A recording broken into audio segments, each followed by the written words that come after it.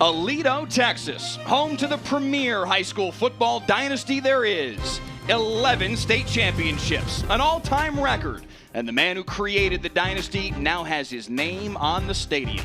From Tim Buchanan Stadium in Aledo, the top-ranked Bearcats host Burleson Centennial in a key district game between teams with a combined 12-1 record. Next on Friday Night Football. And with that, we welcome you inside the broadcast booth here in Parker County. Mike Leslie alongside former Lincoln High and Kansas State linebacker Heckma Harrison. Heckma, Aledo is Aledo. There's nothing that really compares to what this program has done in their history. 10 state championships in the last 14 years, 11 state titles in total.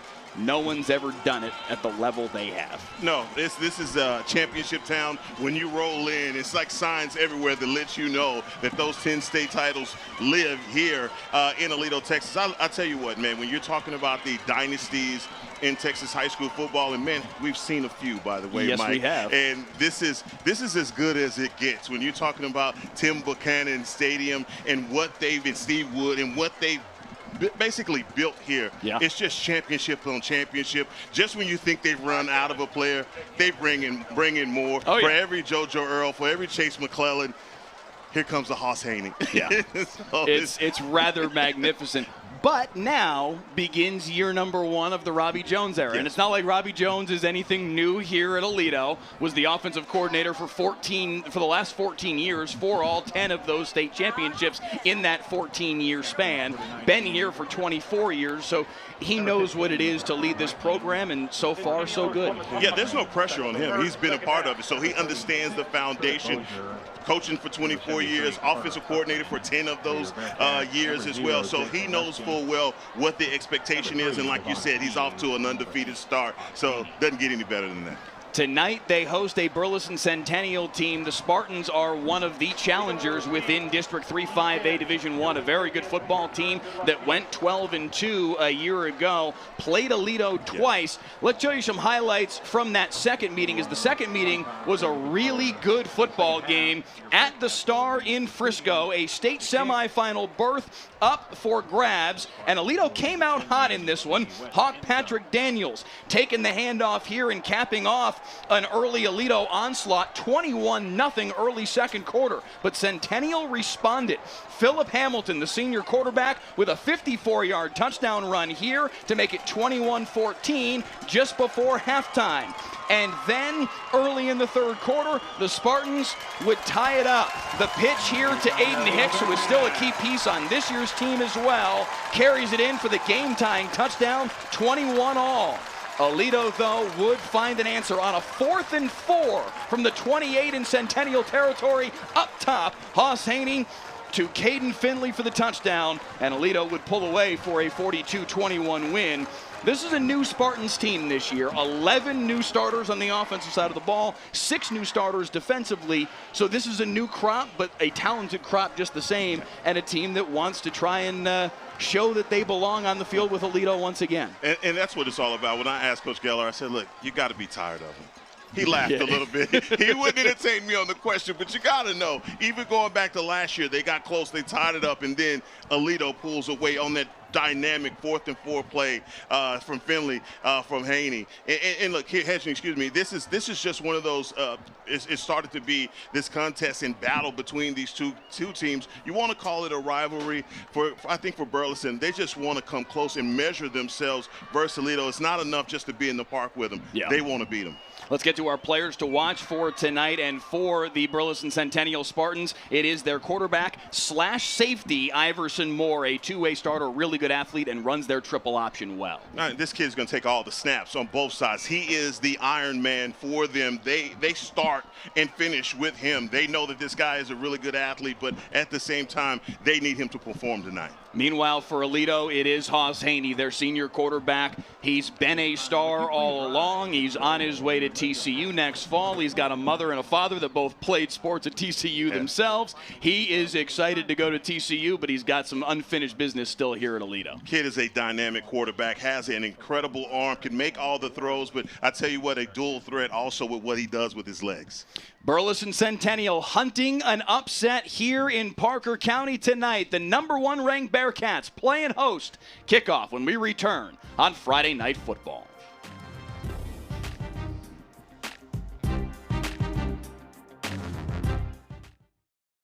Touchdown! Catch a live broadcast of every play of the biggest high school football games. Next week, Everman versus Mansfield Summit.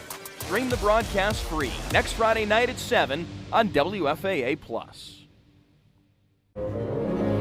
North Texas, it's a hot one today. If you're planning on taking the pups out, make sure to protect their paws. That asphalt is going to be hot. Thanks, Delkin.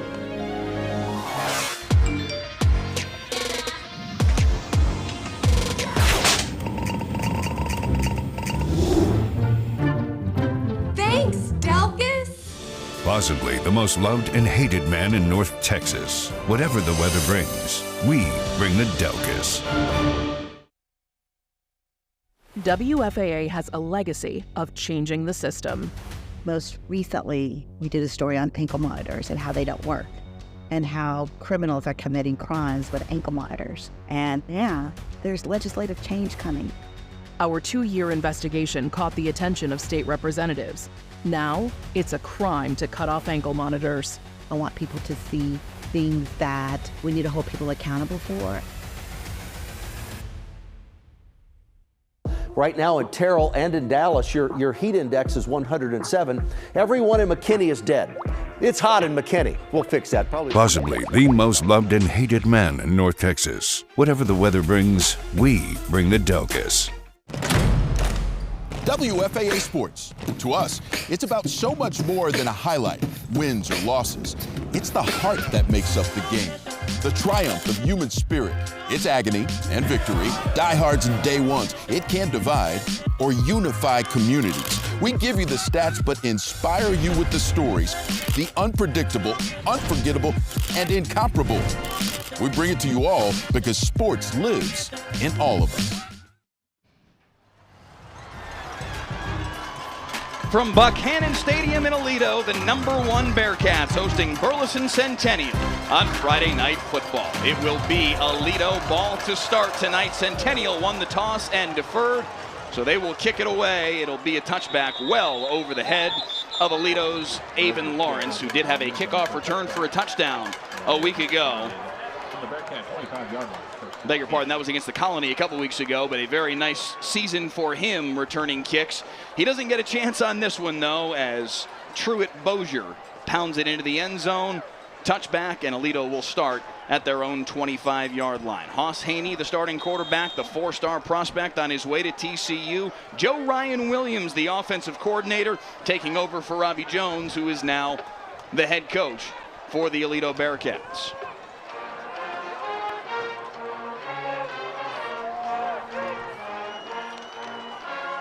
Haney will go to the air on the first play of the game, throwing far side. Trace Clarkson, their leading receiver so far this season. That's his 27th reception of the year.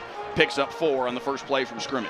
And I tell you, when you have a quarterback like Hedgeney, plays like that are just like long handoffs. They just throw the ball to the outside, and again, this is a second down for them that's very manageable. Second down and 6. 3 wides to the right here for Haney.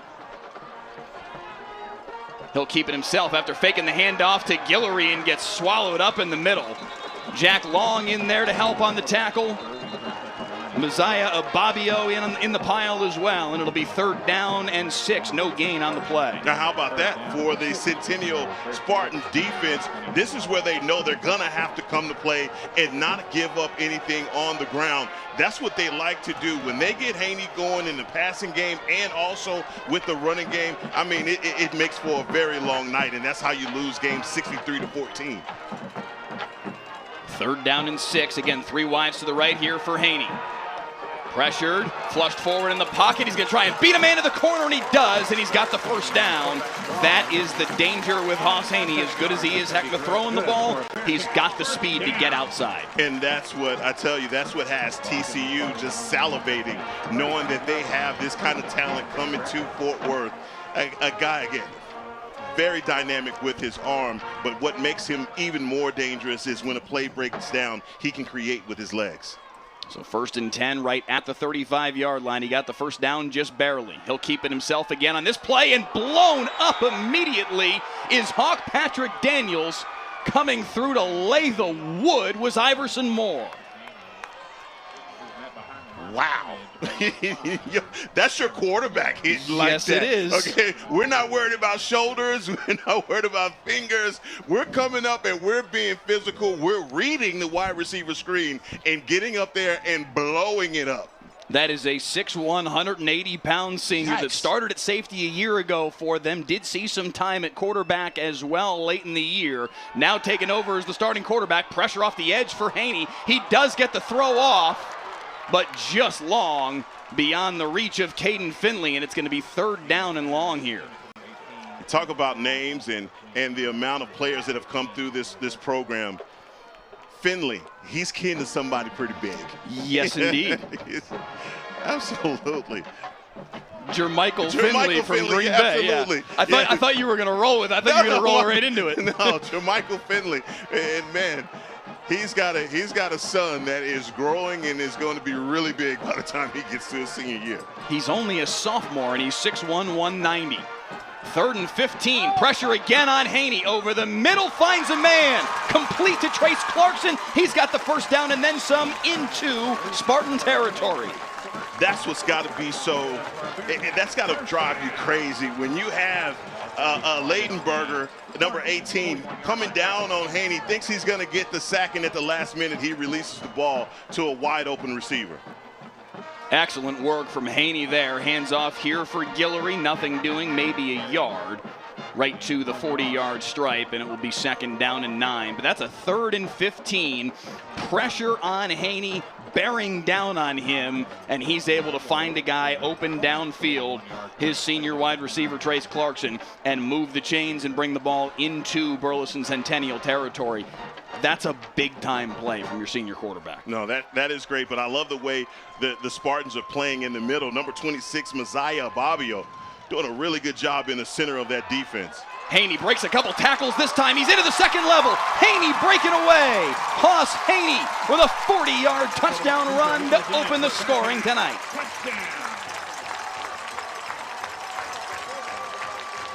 And just look at the way that this offensive line just manhandles in the middle. That's Joshua McCarley with the block that gets Hoss on the road, and he sees nothing but the pylon, nobody in his way. I think only one player got a hand on him, and you alluded to it earlier. Hey, we could talk about his arm and the way that he throws that ball, but when things break down, you can just design runs for him, and you saw it right there. There is speed with Haney. I'm honestly surprised to be uttering the sentence that that's only his 2nd touchdown run of the year. But that is indeed the case. 19 total touchdowns on the year for Haney, passing and rushing. This one a 40-yarder to the end zone to lead the Aledo Bearcats out to a 7-0 advantage. 3:05 in here on Friday Night Football. Be sure to get your 2020.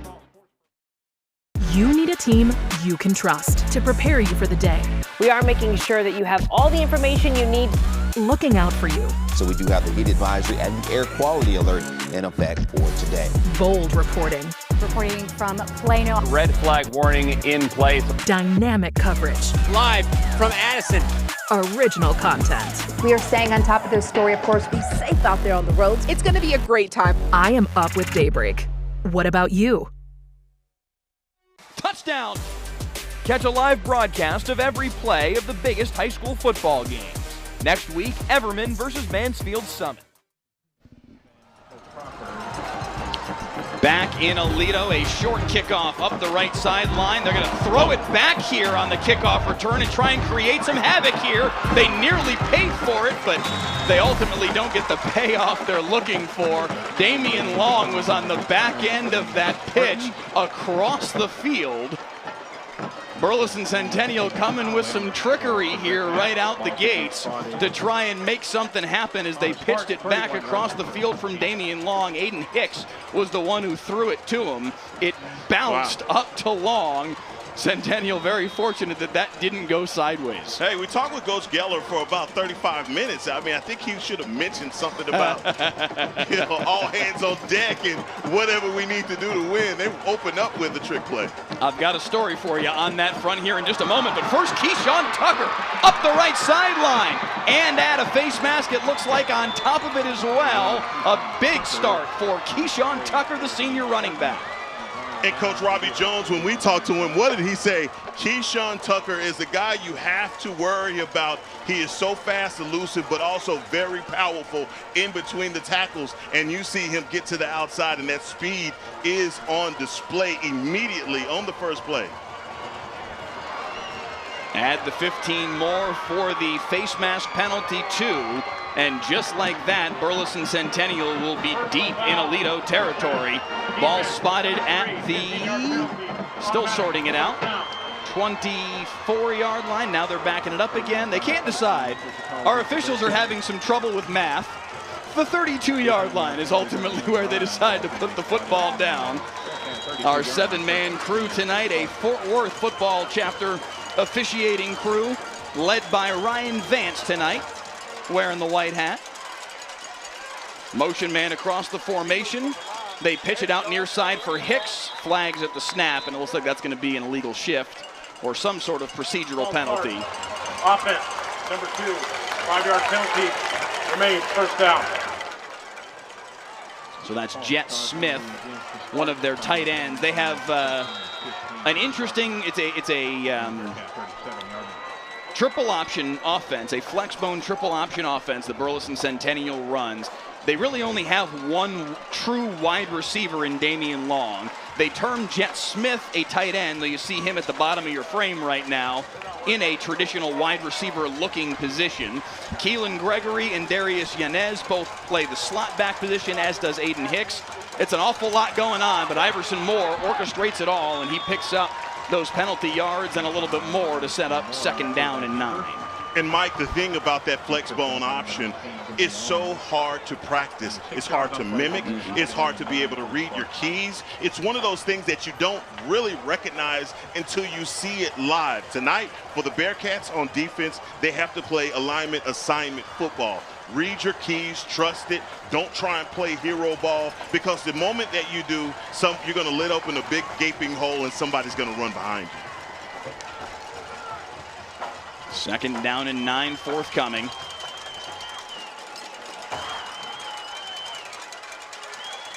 Motion man was Keelan Gregory.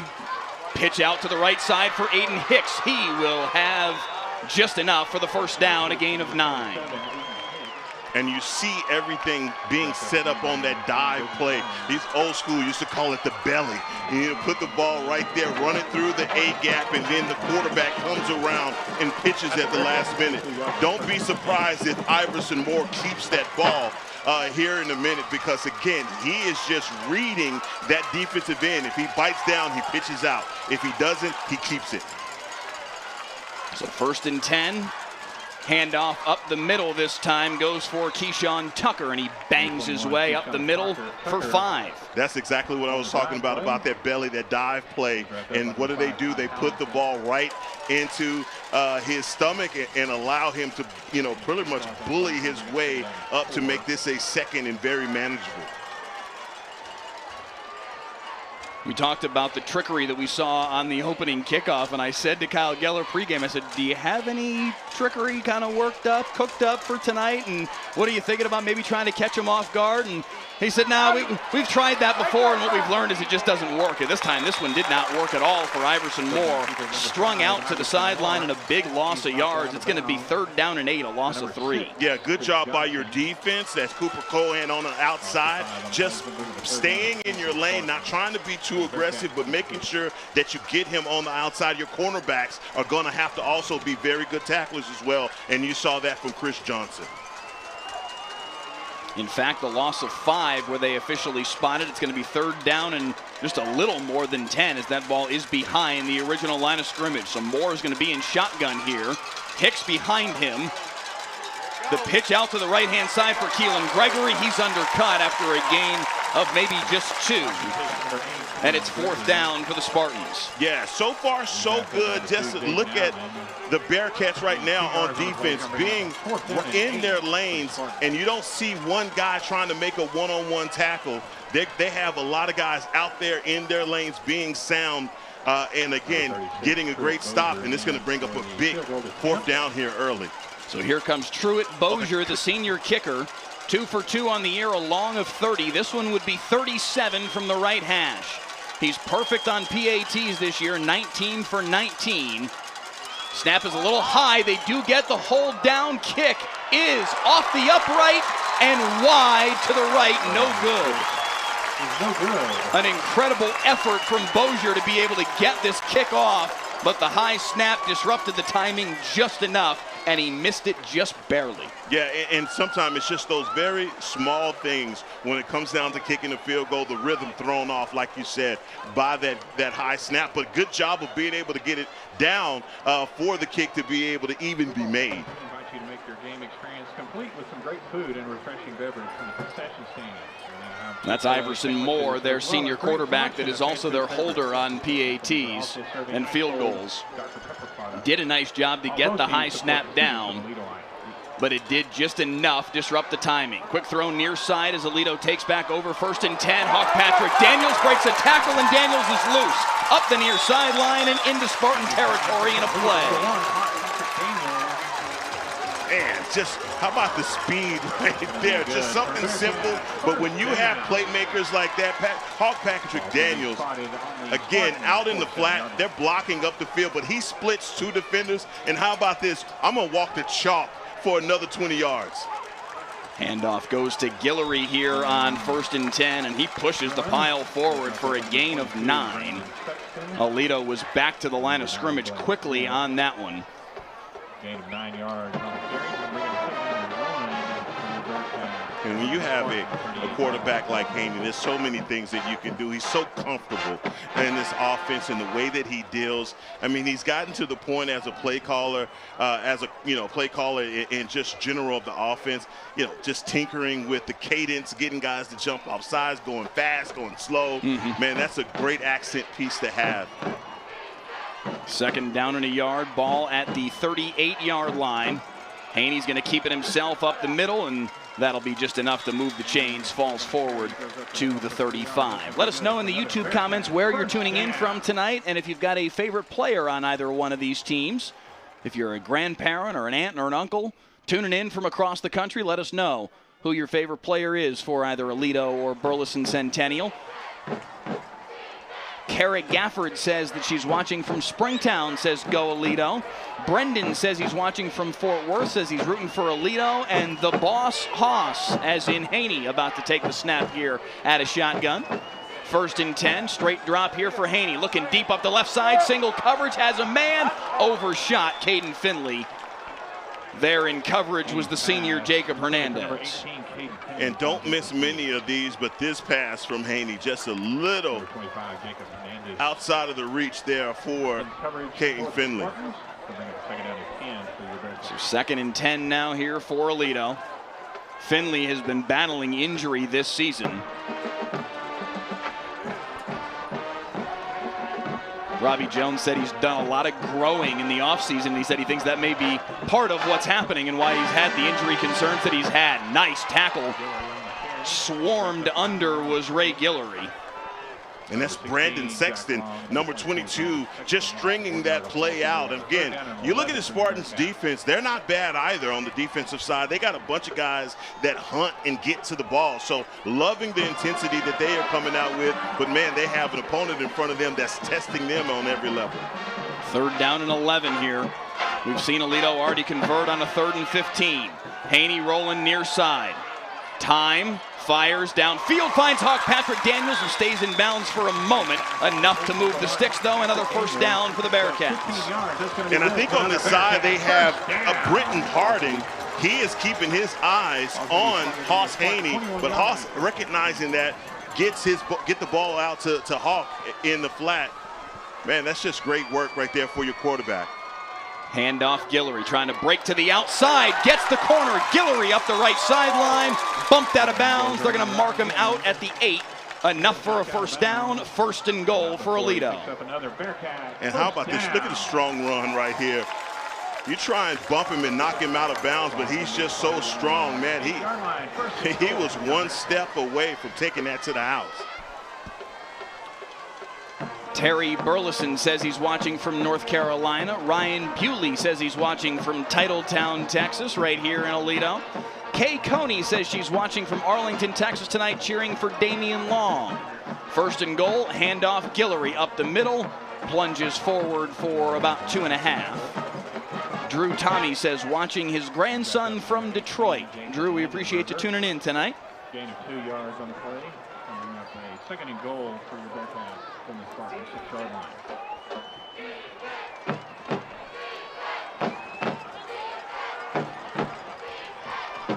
If you would, please click the like button on our WFA YouTube feed. And click the subscribe button as well, as we will bring you a game each week here on Friday Night Football. Haney breaking another tackle, and he gets to the end zone. Hoss Haney with 2 touchdown runs on the night. This one from 6 yards out, and Aledo is off to a fast start. Haney is just one of those athletes that you cannot miss a tackle on, and you see 2 defenders converge on Haney, him able to break that tackle. He's just too big, and if you're going to try and arm tackle him, that's going to be easy work for him, as he's opened up with 2 touchdowns already. He said he came in with only 1. So I don't know how that's possible, to be honest with you. Let's check the stats on that one. The extra point here from Cole Crawford, up and through, and Aledo with 2 Hoss Haney touchdown runs. He's tripled his total on the season here in the early goings tonight. This one from 6 yards out, and Aledo's out to a 14-0 start here on Friday Night Football. One lucky Aledo High School senior has been chosen to try an extra point to win a $2,000. WFAA has a legacy of changing the system. Most recently, we did a story on ankle monitors and how they don't work, and how criminals are committing crimes with ankle monitors. And yeah, there's legislative change coming. Our 2-year investigation caught the attention of state representatives. Now, it's a crime to cut off ankle monitors.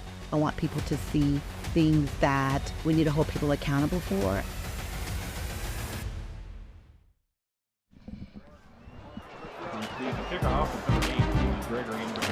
Back in Parker County, a 14-0 start for the #1 team in the state in 5A Division I, the Aledo Bearcats. Another look at the YouTube comments. Ashley Brooks says, "Go Centennial."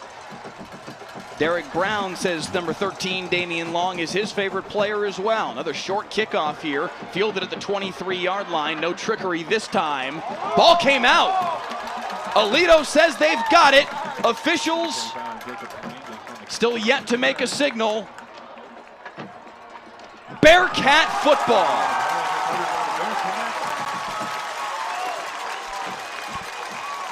Ball came out there at the last minute. I'm trying to watch this replay. Thought he was sitting, but then as he's going down, the ball bounces off the turf. Right there, you see the ball pop right straight up in the air. And so, boy, what a tough break for the Spartans. They really wanted to get that ball back, but looks like the return man may have gotten his leg caught under him. No, they say going to his arm.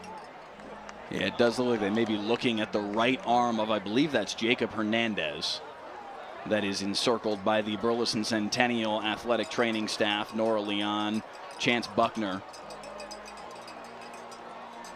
It looks like Kyle Geller might be over there taking a look at him as well. But Burleson Centennial, with what they really couldn't afford there with a turnover on that kickoff return, you certainly hope that Hernandez will be, I beg your pardon, is that 29, not 25. That is Darius Yanez.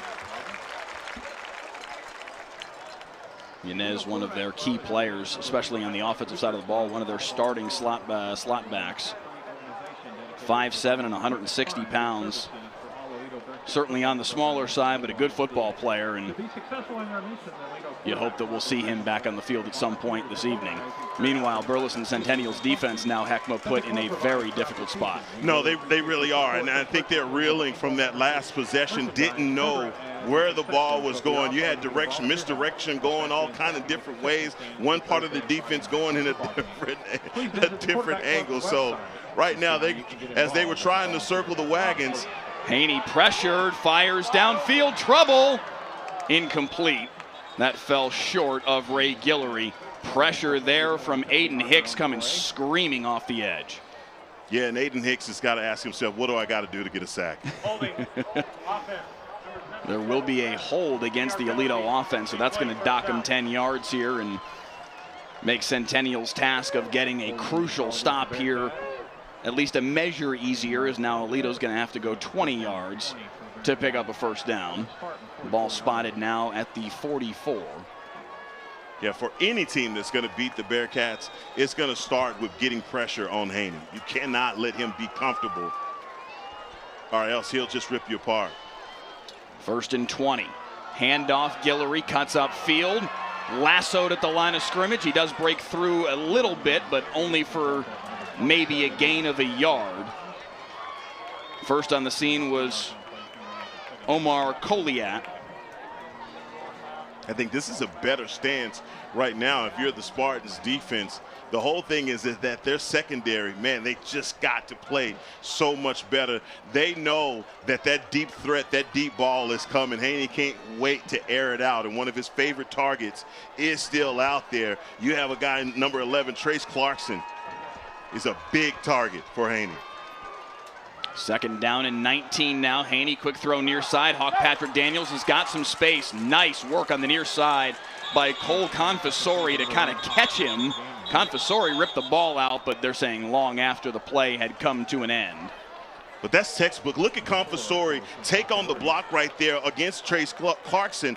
Just stay physical, keep your hands engaged and push, and try not to let him get to the outside. Play it to your defense so the pursuit can catch up with him.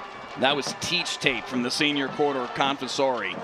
Getting that left arm into the blocker. Absolutely. And keeping his right arm free to make the tackle and create a 3rd and 10 here and keep Hawk Patrick Daniels from gaining more. 3rd and 10, pressure again on Haney up the middle, takes a shot, throws deep, he's got a man, it's Guillory. He dropped it in the bucket beautifully. Touchdown, Aledo. You can't do it better than that. And here I am about to compliment you on talking defense, and Haney comes right back with the ultimate quarterback play, dropping it in the bucket, kind of like me with my pitching wedge. I'm telling you, when I'm out there on the green, that's just exactly how I do it. No, he doesn't. Don't believe that, everybody. It rainbows. No. It rainbows just like that. Drops right on the green. That was so pretty. That was so pretty. And that's off his back foot.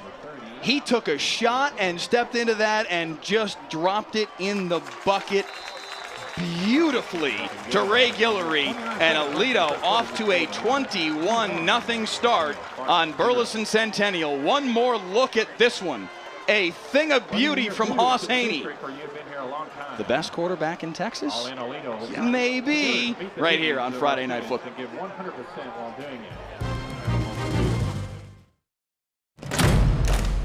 WFAA Sports. To us, it's about so much more than a highlight, wins or losses. It's the heart that makes up the game, the triumph of human spirit, its agony and victory, diehards and day ones. It can divide or unify communities. We give you the stats, but inspire you with the stories, the unpredictable, unforgettable, and incomparable. We bring it to you all because sports lives in all of us.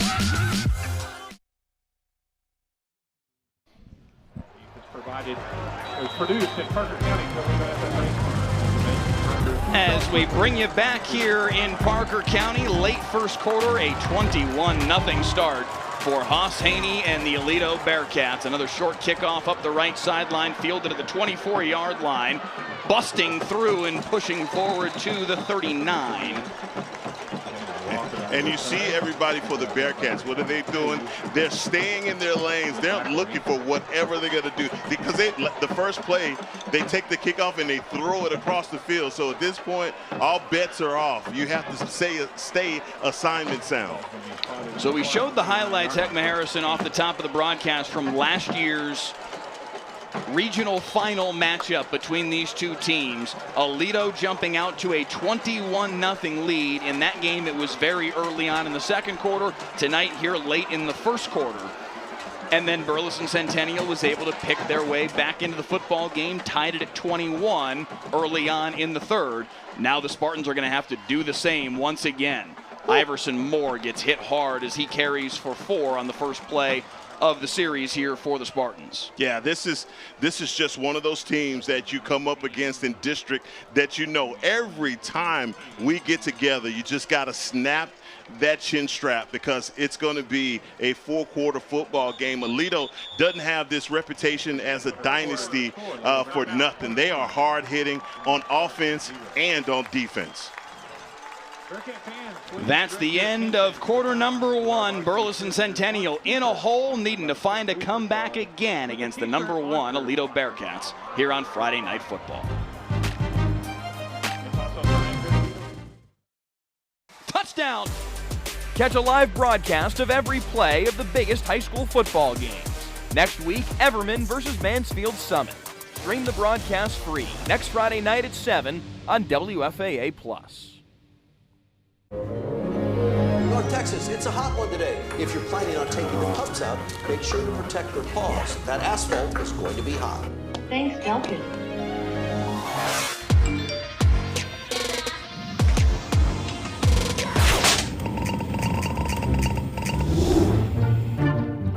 Thanks, Delkus. Possibly the most loved and hated man in North Texas. Whatever the weather brings, we bring the Delkus.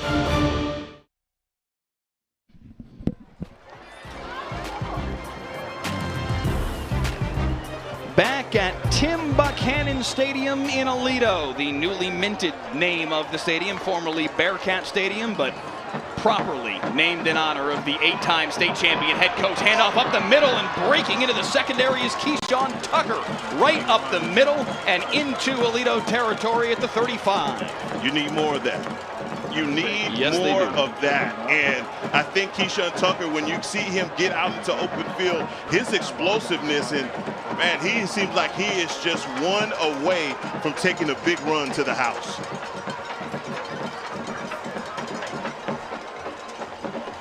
Susie Warren in the YouTube comments says that she's watching from Stephenville, cheering on Jake Gillespie and Aledo tonight.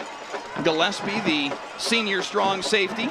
Handoff up the middle once again here for Tucker. Fights his way to the 30, another gain of 5. Tucker is hard to stop. He's probably now over 800 yards on the year. Came in at 756, 8 touchdowns on the year. Had 119 yards and a touchdown last week in their game against Denton Ryan. They need him to have a big night tonight. Kyle Geller said it to us earlier this week. He said, we need our stars to be stars. We need our C players to play B+ football tonight. That's the recipe if you're going to pull an upset on a team like Aledo. Tough play here for Keelan Gregory as he gets snowed under for no gain, maybe a loss of a yard on the play. It's going to be 3rd and 6. Outside linebacker, number 5, Kai Howington, just coming up and eliminating that play. I talk about you not being able to duplicate this kind of offense. We've seen triple options, all kinds of options in the last couple of weeks, and it's just really hard on your defense to mimic that style. And I think right now, you see Aledo really handling that well. 3rd down and 6 now. Iverson Moore in this Spartans offense needs to find a 1st down and keep the chains moving. To the air they'll go. Up the middle for Damian Long. Overshot him just barely. And it's going to be 4th and 6 for Centennial. Oh, Damian Long had a step, though. He had a step.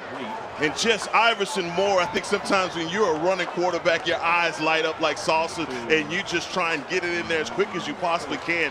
Overthrowing his target, Damian Long, that was a play that the Spartans needed. 4th down and 6 now. They've got to get right to the 25-yard stripe to move the chains. Aiden Hicks, the senior two-way player, makes his way back out, wearing number 27 right there in your frame. It'll be Moore under center. He'll go to the air, though. Moore over the middle, has a man. Gregory had it knocked away, incomplete. Turnover on downs. Boogie Owens made the play. Oh, they call Boogie Owens. They call him the Boogie Man. Look at this hit. Goodness. That's one of those clock cleaners right there, boy. You don't want to catch too many of those across the middle and get that kind of contact. So Centennial Heckma has had a couple of drives where they've shown some good things. They just haven't been able to pay them off. The field goal that missed just barely, the fourth down stop here, and then, of course, the real big blow, having the fumble on the kickoff return down 14-0. And they find themselves in a 21-0 hole, and with Aledo taking the football back, desperately in need of a stop. High snap, Haney brings it down, hands for Guillory. He'll gain 4. Yeah, it's important right now for your defense. If you're the Spartans, recognizing, look, you're down by 3 scores. Got to kind of calm your nerves right now. You're in a great atmosphere for Texas high school football. Look, just be cool. Don't try and give up anything going into half. If you probably okay with being down by these 3 scores, trying to steal one yourself right now. A lot of movement at the line of scrimmage. We'll see if this is offensive or defensive. 2 players from Centennial jumped into the neutral zone, but we'll see if that was related to movement from the Aledo offensive line. Officials still conferring here. Offside, defense, number 44 with contact, 5-yard penalty, remains second down.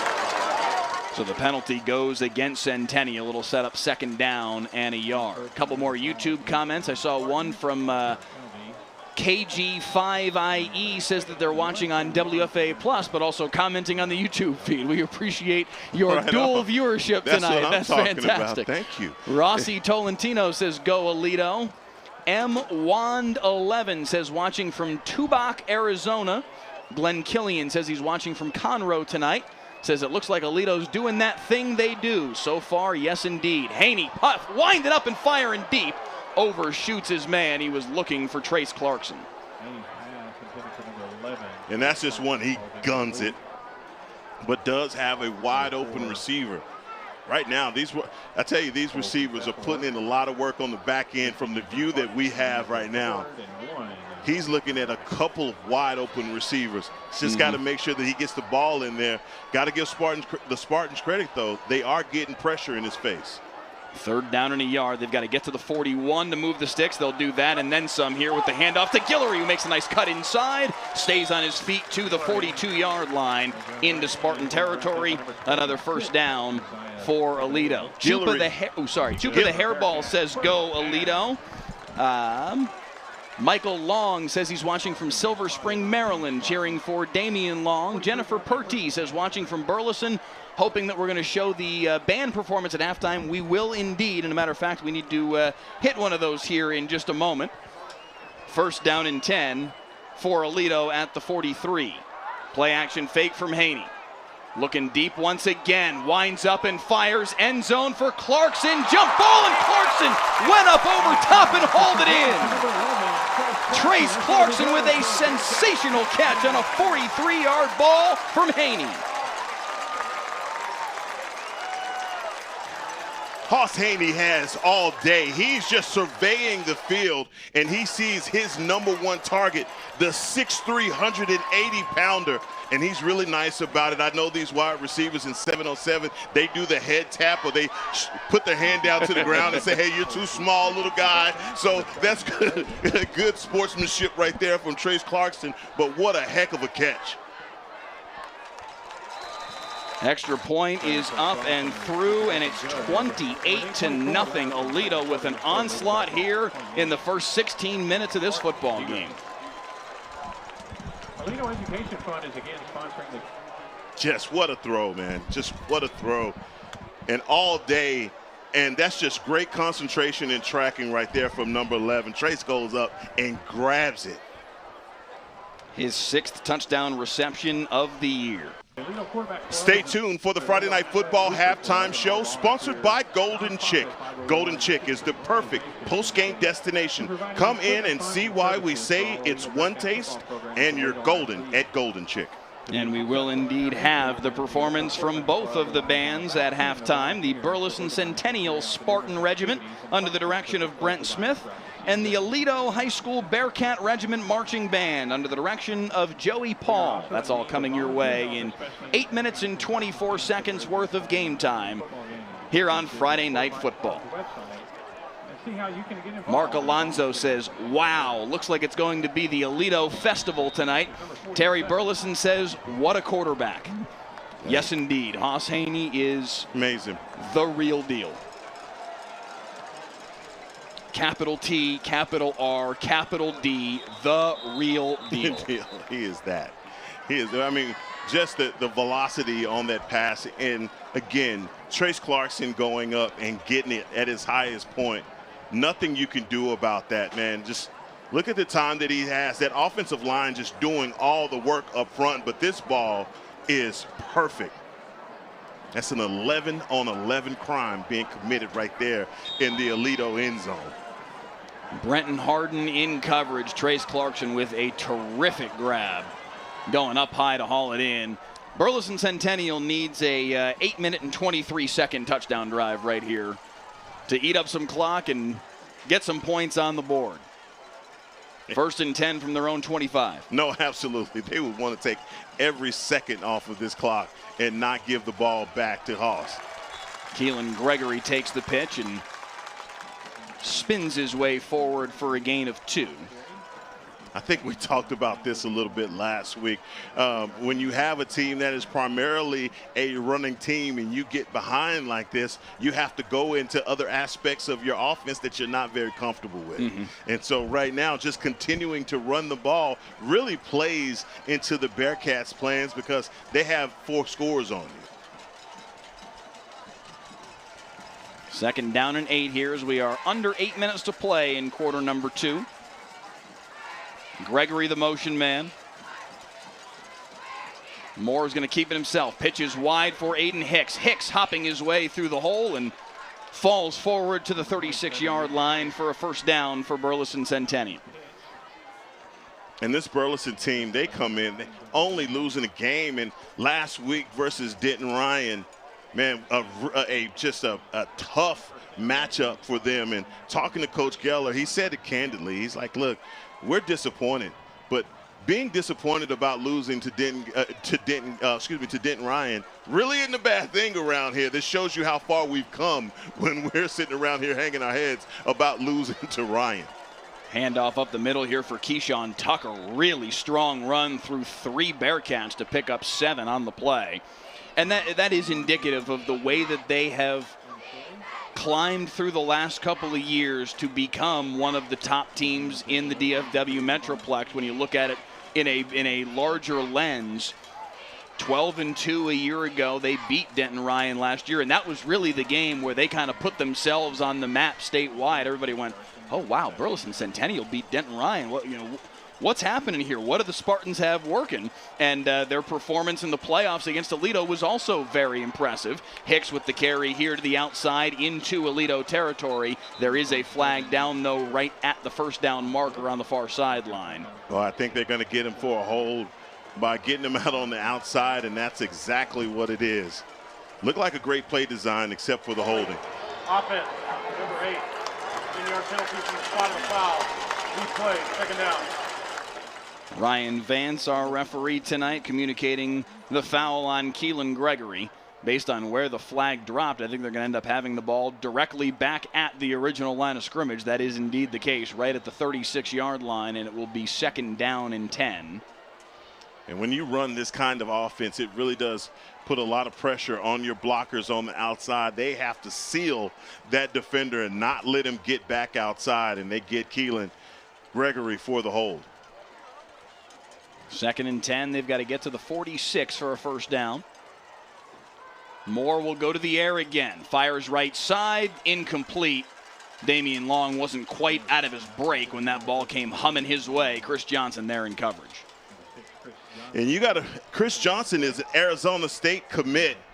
And these guys, these corners for the Bearcats, they don't get a lot of pressure. Let me tell you, the strength They have a lot of strength internally on this team, but the Bearcats cornerbacks, they are highly touted, and some guys around the state that a lot of wide receivers fear, especially number 2. Jaden Allen, he's a guy out there on an island, and he gets bored. Over the middle on a rope. Nice grab by Jet Smith, and that's going to be enough to move the chains for Burleson Centennial on a 3rd and long. Hey, good throw by Iverson Moore. Just corrected his mistake that he made before. Threw the ball a little bit behind Keelan Gregory, and he got cleaned out. But that's a great ball, putting it on the money. So 1st and 10 right at the 46 as Moore will look to the far sideline, and Joe Ryan Williams, their offensive coordinator.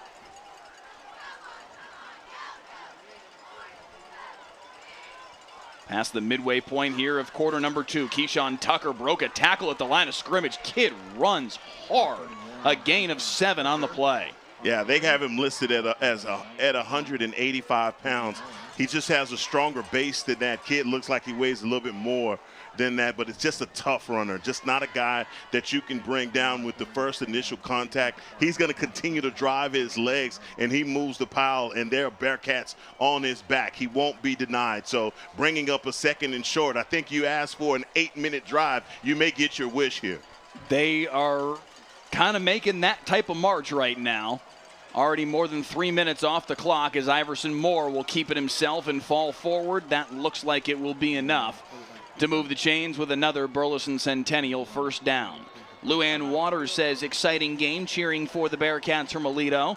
Cody Russey says watching from Foxborough, Massachusetts, cheering on Preston Padden. There is a player down here for Burleson Centennial, and that looks to be Iverson Moore, their quarterback, which would be a huge blow to this Spartans football team. Yeah, a guy that you can ill afford to lose if you're the Spartans, man. Hope he gets up. Did not see what happened, but boy, he looks like he is in some pain. He goes on that. He's coming out on the option, and he keeps it and cuts it up in between the tackles.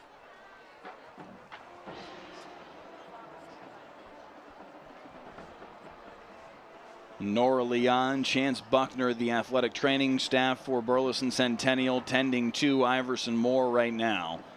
The 6'1 senior, the starting quarterback this year, in addition to his duties as starting safety. He was their starter at the safety position a year ago as well on that 12-2 Spartans football team.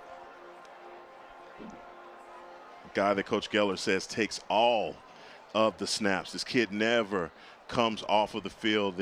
Really the glue in the locker room, just a guy that they all depend on. Really kind of hard to tell what's going on.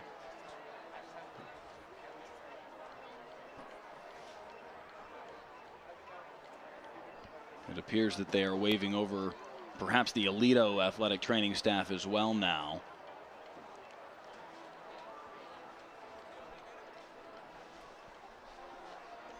They are signaling to the near side.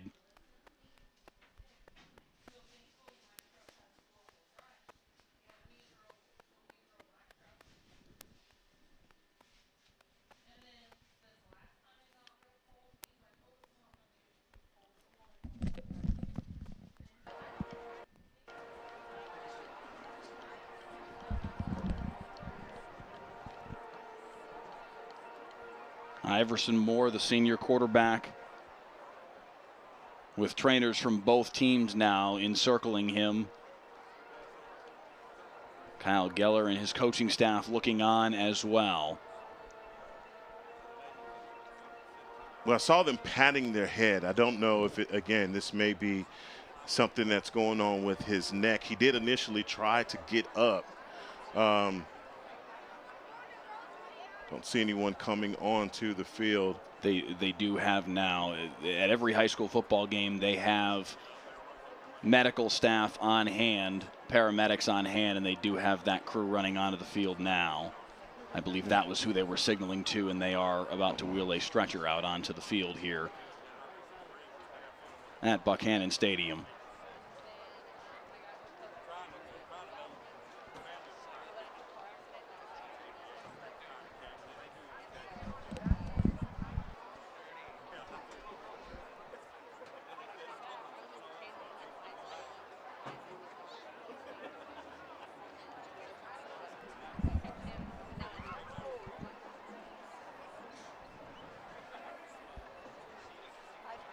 These are the kind of moments that you never want to see.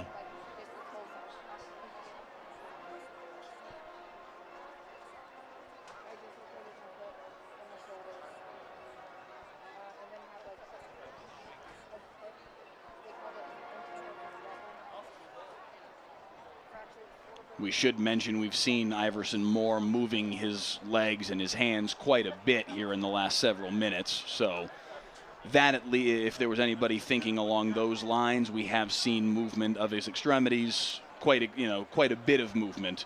I've seen him move his legs a lot here in the last several minutes, his arms as well, squeezing the hand of trainers on the field. So certainly all of those things, good signs. Anytime you see a stretcher come out on the field, it's not hard for your mind to wander in certain directions, but on that level, we have seen good signs as it relates to that. Yeah, your heart just, goes out to him and his family. Obviously, I being a parent of a Texas high school football player as well, this is the kind of stuff that you never ever want to see. This is tough to see him down like this. This is again, I what you said about him moving his moving his legs, moving his arms. This is tough, Mike.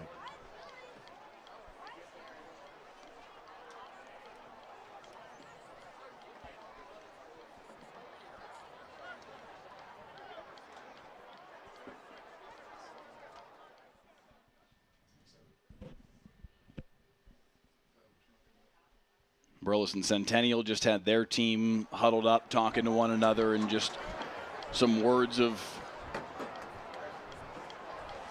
encouragement, words of poise, perhaps, in a difficult moment like this. And now Aledo doing the same. Robby Jones huddling his team up to take a moment and certainly acknowledge what's happening here on the field with Iverson Moore, and acknowledging the reality of what is at its core a dangerous game.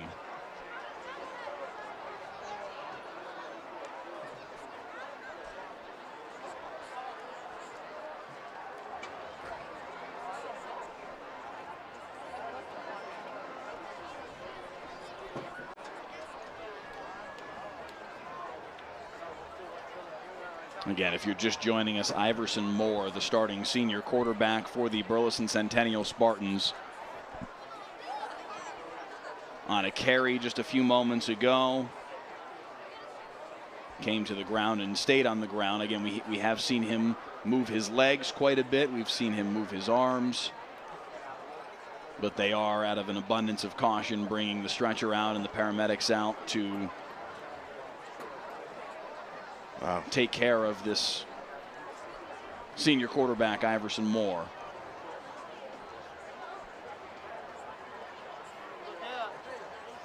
But just the last thing that anybody wants to see. A kid playing high school football on a Friday night in Texas. It doesn't get much better than that. And for something like this to happen, it's the nightmare scenario. No, it really is gut-wrenching to see it for this young man who's having an absolute spectacular senior season. We saw him go down. He stayed down for just a quick second. His teammates were trying to help him up, and then he was basically saying, like, I can't get up. And again, you don't ever want to speculate in situations like this because we don't know. We're just basing it off of what we saw in the moment of him going down. But I think the positive thing that you did mention is that he was moving his legs and he was moving his arms as well. So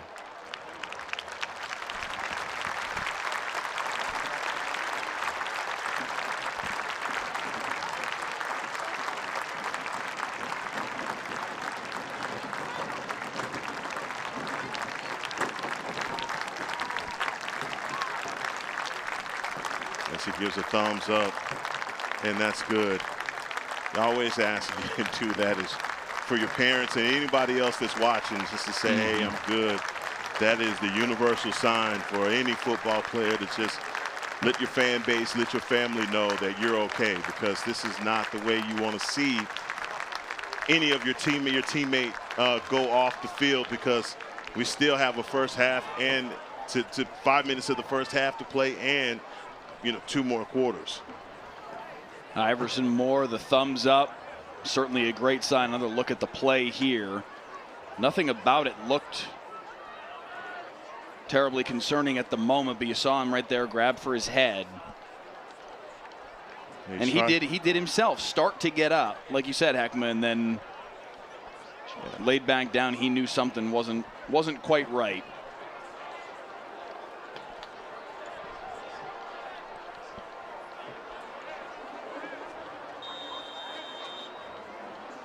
We will, of course, whatever updates we can provide on Iverson Moore as the night progresses, we will provide them, but certainly we will make certain to double and triple check those updates and make certain that we're giving you accurate information if it does become available. Back to the action. The pitch will go here to Keyshawn Tucker. He'll carry for 6 on the first play of this fresh set of downs.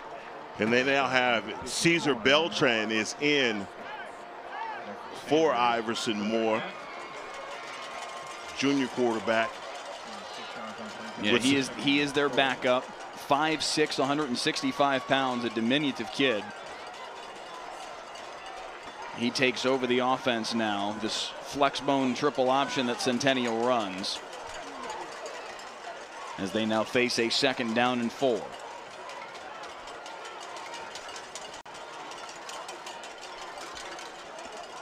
Beltran checking his armband for the play and taken down. No gain on the play. Right back to the line of scrimmage. It'll be 3rd and 4. We were already, before that injury, we were getting to the point where being down by 4 scores, what were the Spartans going to do? What other wrinkle did they have in that offense beside that flex bone that is going to take a little while for them to get into the end zone? The drive obviously taking about 5 minutes off the clock so far with the 3rd and short. Do they have anything else in that playbook? Quick toss near side and swarmed immediately as Keyshawn Tucker, nowhere for him to go.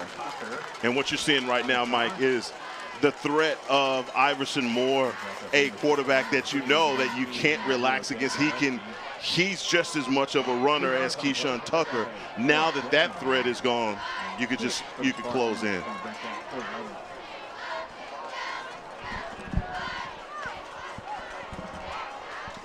So it'll be 4th down and 6 as the clock ticks under 3 minutes to play. Our YouTube comments did light up with encouraging thoughts for Iverson Moore. We'll get to those here in just a second after this 4th down and 6. Beltran over the middle, knocked away, incomplete.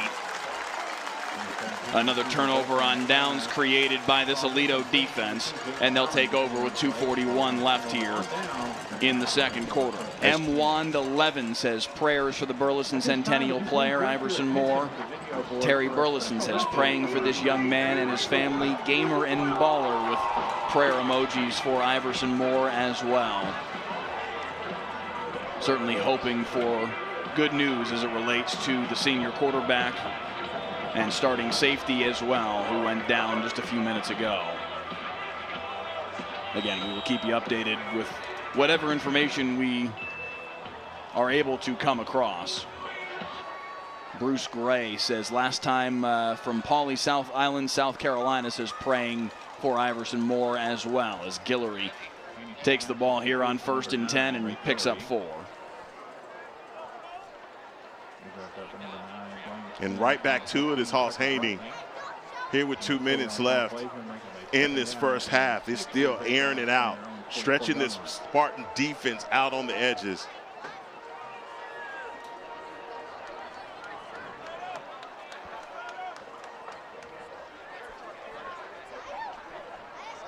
Two minutes to play here in this first half. Haney will hand off on the stretch. Handoff here for Guillory coming near side. Guillory's got blockers out in front, and he's up the sideline. flag comes in on the back end of the play at the 34.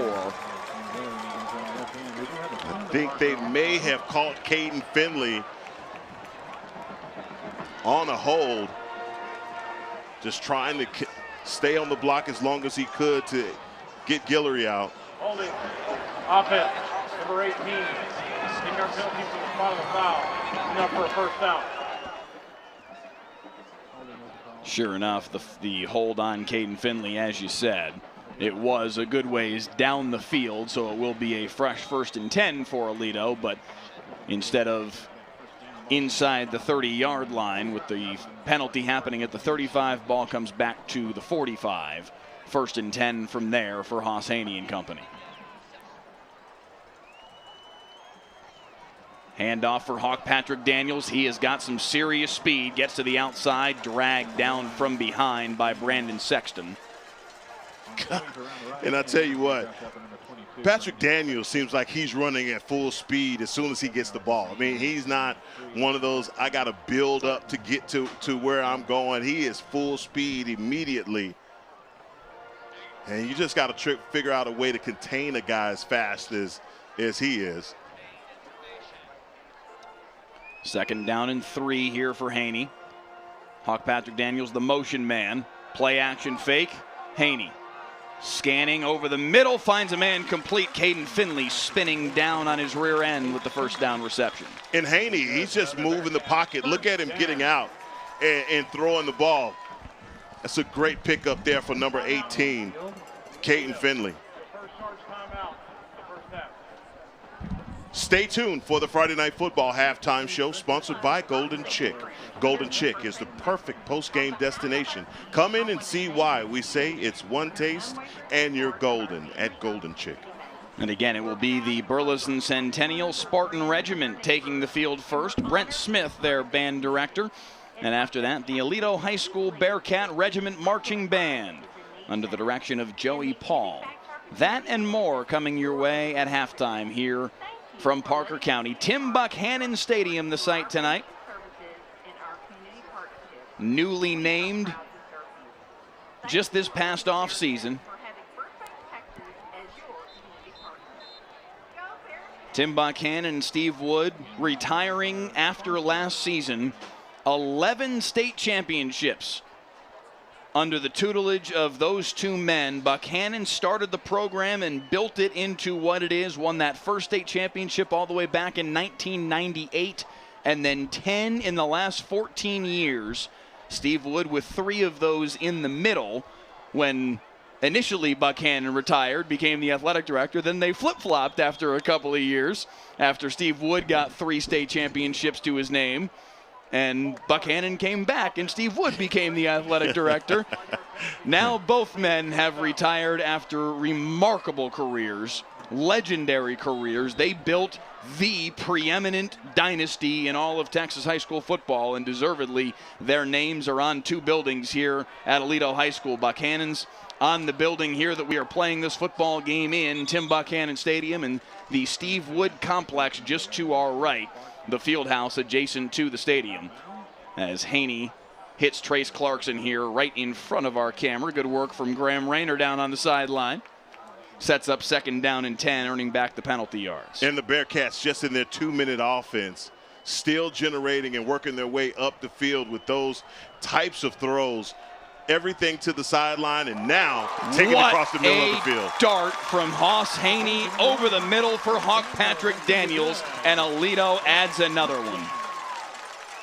And I was just talking about them going into the 2-minute drill and getting those passes out on the outside, and immediately they find Patrick Daniel in the middle of the field on a post route that I don't think anybody could have stayed with him on. Man, right now, the Bearcats, this 35 points in the first half, it's just, man, this has been exceptional.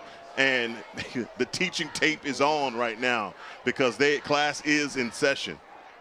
Kyle Geller, the head coach of Burleson Centennial, and I were talking about it on the field pregame. And he said to me, he said, listen, we're going to have to play a perfect football game. We are going to have to play an outstanding football game to be able to stay with these guys. He said, I think they're better than I can remember seeing them. No, they are really good. This Aledo team, compared to even recent Aledo teams, they're ridiculous this year. No, a lot of talent all around on this football field, and this is a team that was bit by the injury bug. They've had to sit quite a few guys, and this is probably the first game in a very long time that they have all of their weapons to be able to play with. This is one of those times where I think if you're the Spartans, they're like, well, perfect timing to get all of your guys back. They had 10 guys sit out last week in their win over Fort Worth South Hills. Ray Guillory, their starting running back, Caden Finley, Hawk Patrick Daniels, Colton McCoy. They had 3 defensive ends out. They had Carson Dempsey out, Waldrop Byers, Cooper Cyphers. They had guys out all over the football field a week ago. They were admittedly playing a Fort Worth South Hills team that is one of the weaker teams, if we're being honest, in the district, and they won the game comfortably. It was strategic in nature to get some guys healthy on a week where they could do so. That kickoff goes out of bounds off the foot of Cole Crawford. So it'll be good field position here for Burleson Centennial if they can do anything with it in these final 44 seconds with 3 timeouts to work with. But yes, they've been battling injuries and getting some guys back healthy finally now, and a lot of those guys have made an impact in this football game, including Ray Guillory and Hawk Patrick Daniels, who have scored touchdowns tonight as Aledo has jumped out to this 35-0 halftime lead. Yeah, and they're back with the vengeance. Yeah, back with the vengeance, and you have guys like Carson Dempsey, who was out this is his first time, well, back after 5 weeks. He had appendicitis and finally makes his way back, and defensively, I think we've called his name a few times out there on the field. Number 35 is he's in on the tackle right there. Just a sophomore. So you talk about the talent. Mm-hmm. Have a lot of good young talent in places. Seemed like Haney's been on varsity for a very long time as well. So he has been around a minute. There is no two ways about that. He's been an impact player for them for the last few years. Tonight, 5 combined touchdowns.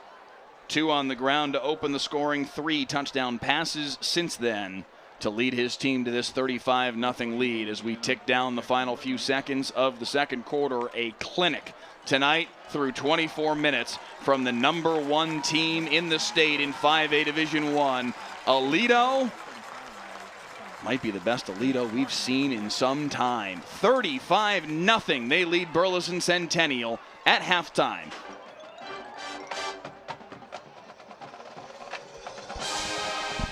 Our thanks to the Aledo Bearcat Regiment Marching Band, a fantastic halftime show as we bring you back here in the broadcast booth at Buchanan Stadium. Mike Leslie and Heckma Harrison back here with you. Let's take a look at the highlights from the first half of this football game, as it was an impressive showing from the number 1 Aledo Bearcats, putting a hurting on Burleson Centennial. Hoss Haney starting it off with a 40-yard touchdown run. It started as the Hoss Haney show. You said he only had 1 touchdown. Well, he made up for lost time by getting 2 here in the first half. And I'm telling you, that one run right there, you just saw his offense, that offensive line set up perfectly and allow for him to get out. And I do believe that this is the second with 2 defenders converging on him and still able to get into the end zone. Talk about his arm. I told you he's a dual threat quarterback, and you see it right there with his legs.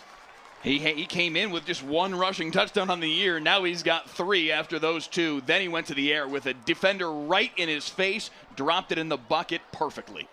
That's the one right there. That's the one when you're on ESPN and they're talking about your stats and what you did in high school. They're going to play this highlight right here because I'm telling you, it doesn't get any better than that. That's just dropping it in the honey hole. No one can get to that ball.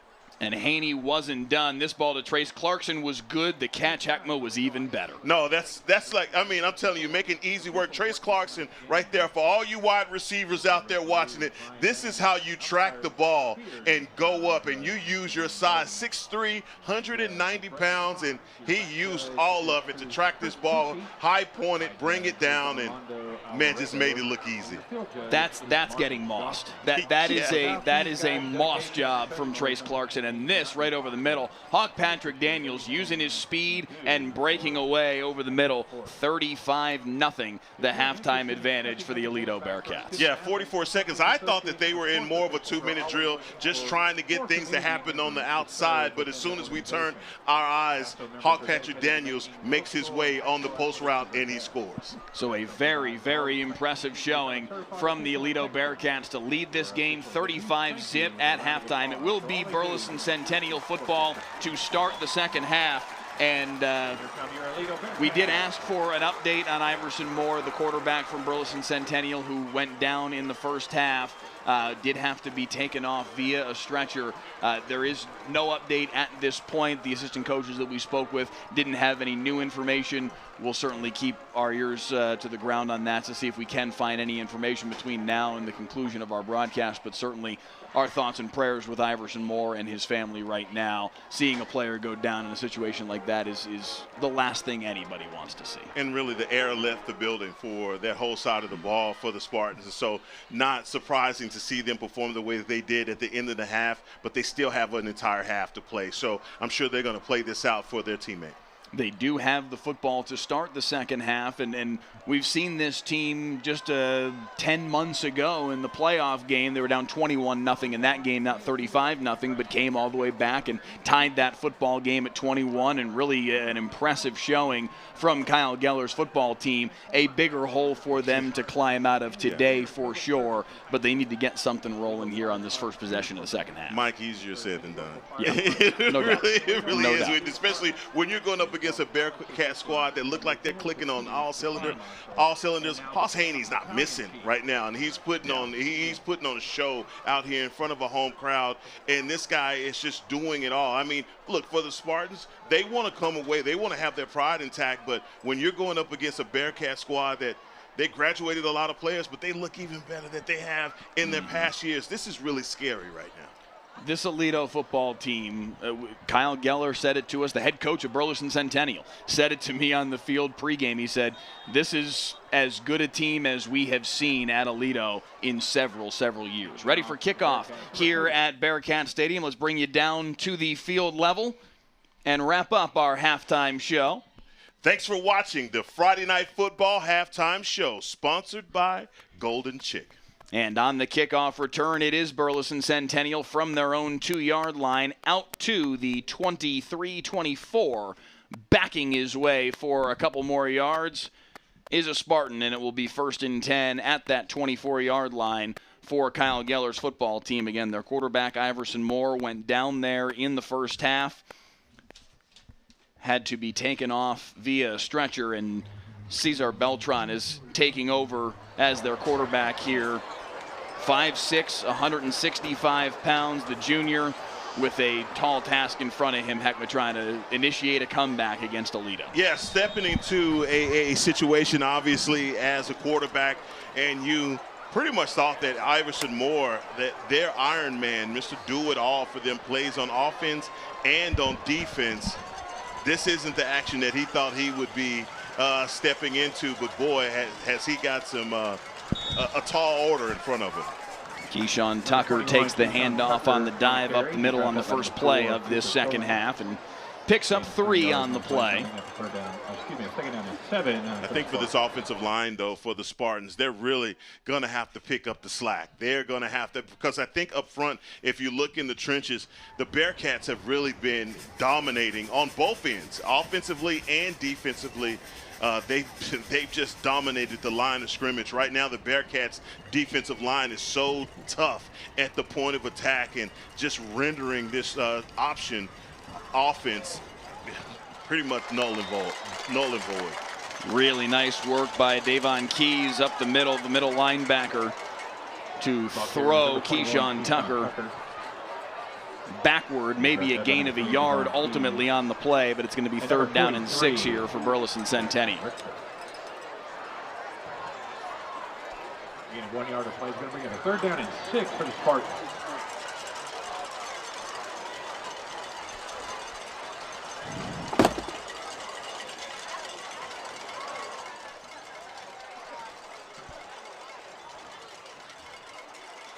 Beltran Lost the football, and Aledo pounces on it immediately. And it's Keys with the recovery.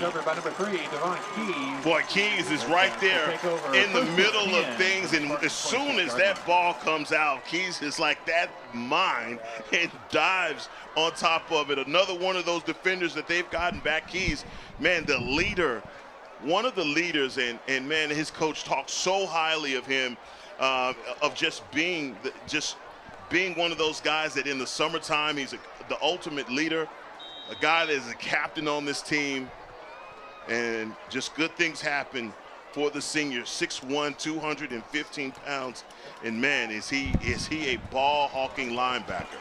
Handoff here for Guillory around the right side. Flag on the play late. We do have a penalty marker on the play. Gavin Beard, the backup quarterback for Aledo, on the field as well to start this second half. Excalibur Iron Force in the YouTube comments. Still first down. The penalty will go against Aledo. Excalibur Iron Force saying Burleson Centennial's halftime show was excellent.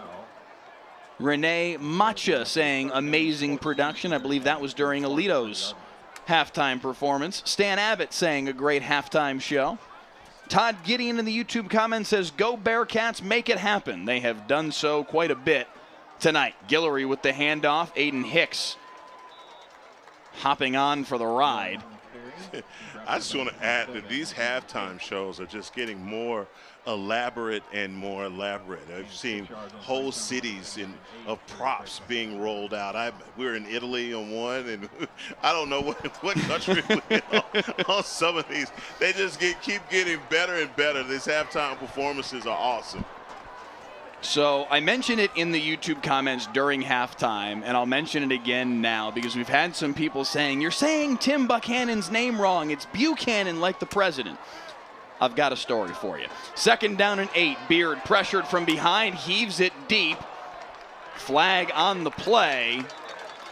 Thrown in the direction of a Centennial defender. I believe it was a Bobbio that was in coverage. Maybe Jacob Hernandez, 25, not 26. And now we've got 3 officials conferring here. Well, Bobbio, he's right down there by the judge. He didn't throw the initial flag. It comes from the referee behind the play. There is no foul for pass interference in the play. It'll be 3rd down. So that was what the conference of 3 officials was about, and they do pick up the flag that would have been for pass interference. So as it relates to the pronunciation of the 8-time state champion head coach of the Aledo Bearcats that built this dynasty into what it was, when I first got here to Texas in 2015, I was told by Paul Melton, our high school football producer, that he pronounces his name Buckhannon, even though it does look like what you'd expect to be Buchanan. It's the way the president, James Buchanan, pronounced his name. It's the way that most people who spell their name that way pronounce it Buchanan. But I was told, nope, Coach Buck says Buckhannon. That's how he pronounces his last name. And for the next 7 years, that's what I was saying. Until last year, we're at Denton Ryan doing the Aledo-Denton Ryan game, and I'm calling him Tim Buchanan. And again, in the YouTube comments light up, you're saying his name wrong, you're saying his name wrong, as Aledo lines up for this 37-yard Cole Crawford field goal that is wide to the right and no good, so it will remain 35-0 Aledo. So in the commercial break, you probably remember this, between the first and second quarter, I see all these comments, and I walk over to the Aledo assistant coach's booth that was right next to our broadcast booth and say, all right, help me out here. I thought it was always Buchanan. How do you guys say his last name? And they said, no, it's Buchanan. And I'm like, well, how did I think this wrong for so long? So this then leads to, invariably, a conversation in the coming days within the WFAA sports department about how do you pronounce Tim Buchanan's name? And finally, we just decide, let's just call Buck and see what he has to say, as Beltran carries here on 1st and 10 for Burleson Centennial. And you guys won't believe this, but Tim Buchanan tells us, he says, I say Buchanan. He said, my wife says Buchanan, but I say Buchanan. So he and his own wife say their own last name differently, at least as according to the story that Coach Buchanan told us last year just after that Aledo Denton Ryan game. But Tim Buchanan himself pronounces it Buchanan. So for you big Aledo fans out there that have been thinking, what is he saying? I promise you we have done the research on this. We have asked the question. It is Tim Buchanan. Okay, so now that my 4-minute soliloquy is done. I appreciate it, because I think what you're trying to address is the drumming that you're getting in the comments about pronouncing his name wrong, and it's not intentional. You got it from the horse's mouth, and so we're going to go with that. Look, if Mrs. Buchanan. I know, right? Okay, it's Mrs. Buchanan. Who we will address as Buchanan. When he told us that part, we were, wait, hold on a second. What? Yeah, that is really interesting. But hey, why don't we just say this? Bad for the GOAT. Dude, you are not kidding. You are not. Does that clear it up? Does kidding. that clear it up? Did we address him by the right name? That's how you do it. He's the GOAT. 4th down and 1 here for Centennial. Beltran looking to the sideline. That is the noise that goats make, man. I think so. Okay, good deal. Now you got me questioning myself. Quick pitch here near side. Snowed under is Gregory. Did he get the mark? No, he did not. Turnover on downs. Aledo's defense has been up to the task on 4th downs time and again tonight, and they get another stop. And how about that from your cornerback, Jaden Allen, a guy that, tell you, the Arkansas commit, everybody is just slobbering over this kid because he has such great coverage skills. He comes up and he puts his head down and makes a great tackle. So, hey, so much about cornerbacks not wanting to be physical, as you see Jaden Allen go in there and get the stop. Stan Abbott in the comments, who was one of the guys who was saying, you're saying it right. He's like, all right, fine, it's Buchanan. Jeff Mussett in the YouTube comment says, got to keep your name mysterious. I'm going with the missus. However she wants to pronounce it, that's what we're going to call her. Todd Gideon in the comments and this was exactly what we said in the WFA sports department in the days afterward. Forget it. Just call him Coach Buck. Just leave it at that. Yes. Nothing else needs to be said. I will say this, man. Great conversation. When we got a chance to talk to him last year, that was really amazing. And I'm telling you, Mike, we are so spoiled, man. We get to talk to some of the state's greatest. End zone shot knocked away. A flag comes in late there. Initially looked like good coverage, but I think you're in man coverage, and that's where you get wrapped up there at the last minute. See their arms get entangled, and that flag is going to come in every time. Pass interference, defense, number 11, 15-yard penalty, automatic, 1st down. Callahan Wilson was the intended target. Brenton Harden whistled for the pass interference, and that's going to put the ball at the 8-yard line and 1st and goal for Aledo. Yeah, that really is just a hard draw when you're asking these Spartan cornerbacks to go man-to-man. They hadn't been able to get a sack or get to the quarterback yet, and so he has all day back there to deliver that throw. Handoff up the middle for Hawk Patrick Daniels, and he fights his way forward for 5. It'll be 2nd and goal from the 3. Again, really patient. They have so many great running backs here at Aledo.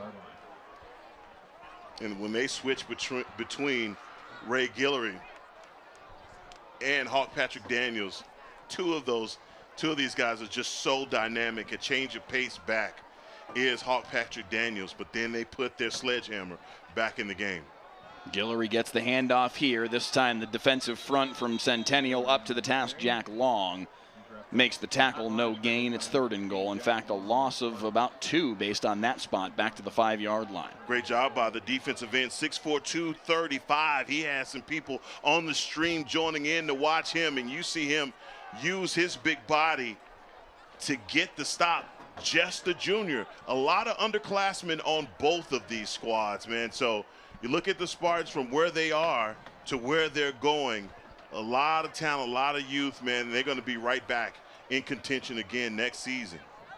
Some future Bearcat cheerleaders in the stands there tonight. Yeah. Oh, yeah. Showing off the skills here prior to 3rd and goal from the 5. Beard pressured over the middle, complete, touchdown. Caden Finley with the touchdown grab, his 2nd of the year, and Aledo builds the lead. Hey, Caden Finley making a name for himself, and a kid that I think everybody is expecting big things out of. Kid that has been injured for a lot of the season, and when we talked with his coach, he said, look, I just think this kid is going through growing pains. It's just those young bones that are growing, and those leg injuries that he's been experiencing through the beginning of the season. They just think that he's just a growing boy. It's good to see him back healthy and getting a score here, as right now the Bearcats are just owning it. Caden Finley with his 2nd touchdown grab of 2023, and Aledo adds to the lead 42-0 here on Friday Night Football. Touchdown! Catch a live broadcast of every play of the biggest high school football games. Next week, Everman versus Mansfield Summit. Stream the broadcast free next Friday night at 7 on WFAA+. North Texas, it's a hot one today. If you're planning on taking the pups out, make sure to protect their paws. That asphalt is going to be hot. Thanks, Delkin.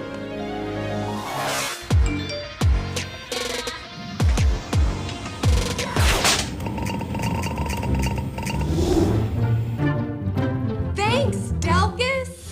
Possibly the most loved and hated man in North Texas. Whatever the weather brings, we bring the Delkus.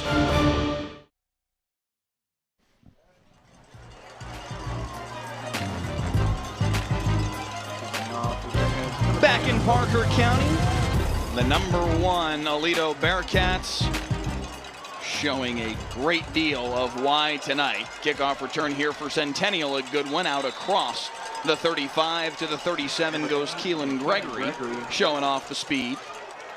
On the returner for the Spartans. When you're back in the studio, would you just tell Pete thank you for this great weather? Okay. It is a perfect night tonight. You know, when Pete gave the weather and he said it's going to be 67 degrees at about 9 o'clock, I said, man, this is, thank you, Pete. It is a perfect night. Pete's the man that he'll give you the weather update and kill a whole city. So I'm just thankful for what we're getting here. One of the all-time moments on WFAA. Beltran with the pitch. Nice work here to get it outside to Gregory, and he shows off the speed once again on consecutive plays. An 11-yard pickup and a first down. And you see the difference there with Beltran. He shows the ball a little bit earlier than Iverson Moore would. Iverson Moore would continue a little bit around that edge to allow more space, but a great job there by, again, picking up the first down and moving the sticks for the Spartans. 1st and 10 at the 48-yard line. Beltran with the handoff up the middle here for Tucker. Tucker runs hard, man.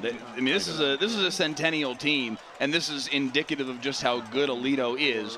This is a Centennial team that has a very real chance of finishing 2nd in this district. It's going to be them, maybe Denton Ryan, maybe Justin Northwest. All 3 of them are going to battle it out for that 2nd spot. And Centennial's got some big games coming up the balance of this season to sort out exactly that and how the playoff structure is going to work within this district. They play Northwest coming up here in a couple weeks. They do already have the game against Denton Ryan in the books. Of course, they played that a week ago. But this is a good Centennial football team that may win a playoff game or 2. Heck, maybe 3, and they play Aledo again in the regional final if they get hot at the right time. And Aledo is in complete control. No, absolutely. And you know what? No matter, I just want to stop right now and just say that to Iverson Moore, that my thoughts and prayers are with him. First and foremost, I know as a football player, you don't want to go off the field in that manner as the ball comes out.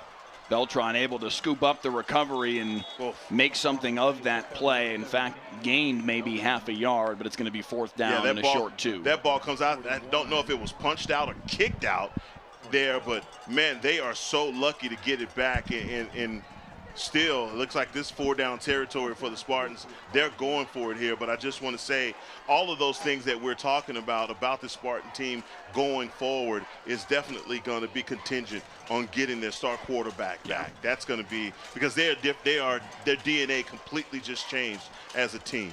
4th and 1, handoff up the middle here for Tucker, and he does pick up the first down. Again, we did ask the Burleson Centennial coaching staff that's in the booth immediately to our right at halftime if they had any updates on Iverson Moore, the senior quarterback that did have to be stretchered off this evening. Again, did have movement in all of his extremities. We saw him moving his legs quite a bit.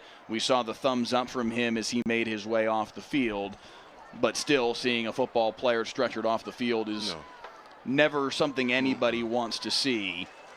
We do not have any updates as of right now on Iverson Moore, but if we do come across any, we'll certainly share those as best we can. Beltran going to take off and run for it here on 1st and 10 and gain 7.5 or 8 on the carry. Tell you what, you called him the diminutive one, but the diminutive one got some scoop. Yeah. He's going back. He's looking for a pass. Play breaks down, and he gets out and bring up a 2nd and short. That's a good job coming in for your team and picking up something positive. I think for the Spartans, you just want to get on the scoreboard, and they're getting close again. Final minute of this 3rd quarter, 2nd down and 2 for Beltran and the Spartans offense. Thought the handoff had gone up the middle to Tucker, but some sleight of hand there from Beltran. He pitches it out wide for Aiden Hicks, who moves the sticks with a gain of 3. It didn't just fool you, it fooled me too. My eyes were in the middle of that offensive line. I did believe that Tucker had the ball, and then at the last minute, ball comes out. That's a great job by your quarterback, fooling everyone. I'll tell you what, this is an important moment for this Burleson Centennial football team. Obviously, a comeback from 42-0 down late 3rd quarter is not in the offing. However, against a team that you can definitively say is the best team you will play the balance of the year, here's a chance for Cesar Beltran to show what he's got and his ability to run this offense if they're not able to get Iverson Moore back on the football field this season. Nice pitch out wide once again for Gregory, who picks up 6 or 7 on the first play of the set. And honestly, man, that is everyone's wish and prayer is to get Iverson Moore back, because this team is definitely going to need him. And as we go to the 4th quarter, let's see if the Spartans can get on the scoreboard. Man, it has definitely been tough sledding for them. Centennial driving as we head to the 4th, 42-0 Aledo on Friday Night Football. You need a team you can trust to prepare you for the day. We are making sure that you have all the information you need. Looking out for you. So we do have the heat advisory and the air quality alert in effect for today. Bold reporting. Reporting from Plano. Red flag warning in place. Dynamic coverage. Live from Addison. Original content. We are staying on top of this story, of course. Be safe out there on the roads. It's going to be a great time. I am up with Daybreak. What about you? Touchdown! Catch a live broadcast of every play of the biggest high school football games. Next week, Everman versus Mansfield Summit. Stream the broadcast free next Friday night at 7 on WFAA+.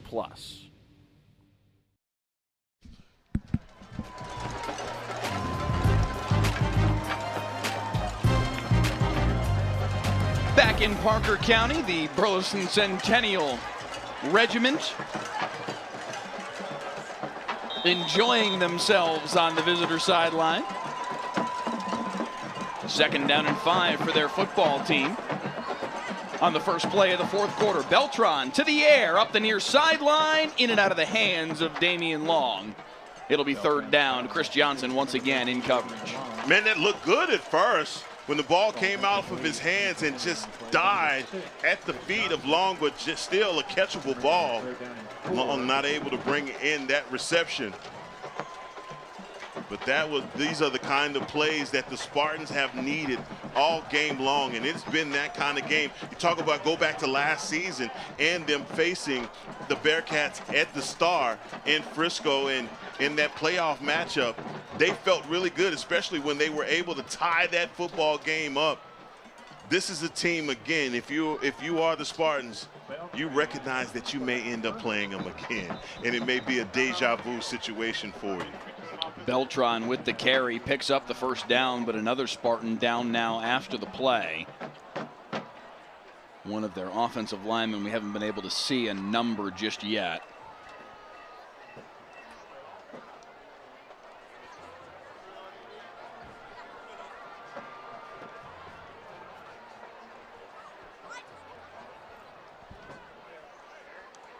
That is Kwaku AG, their starting right guard.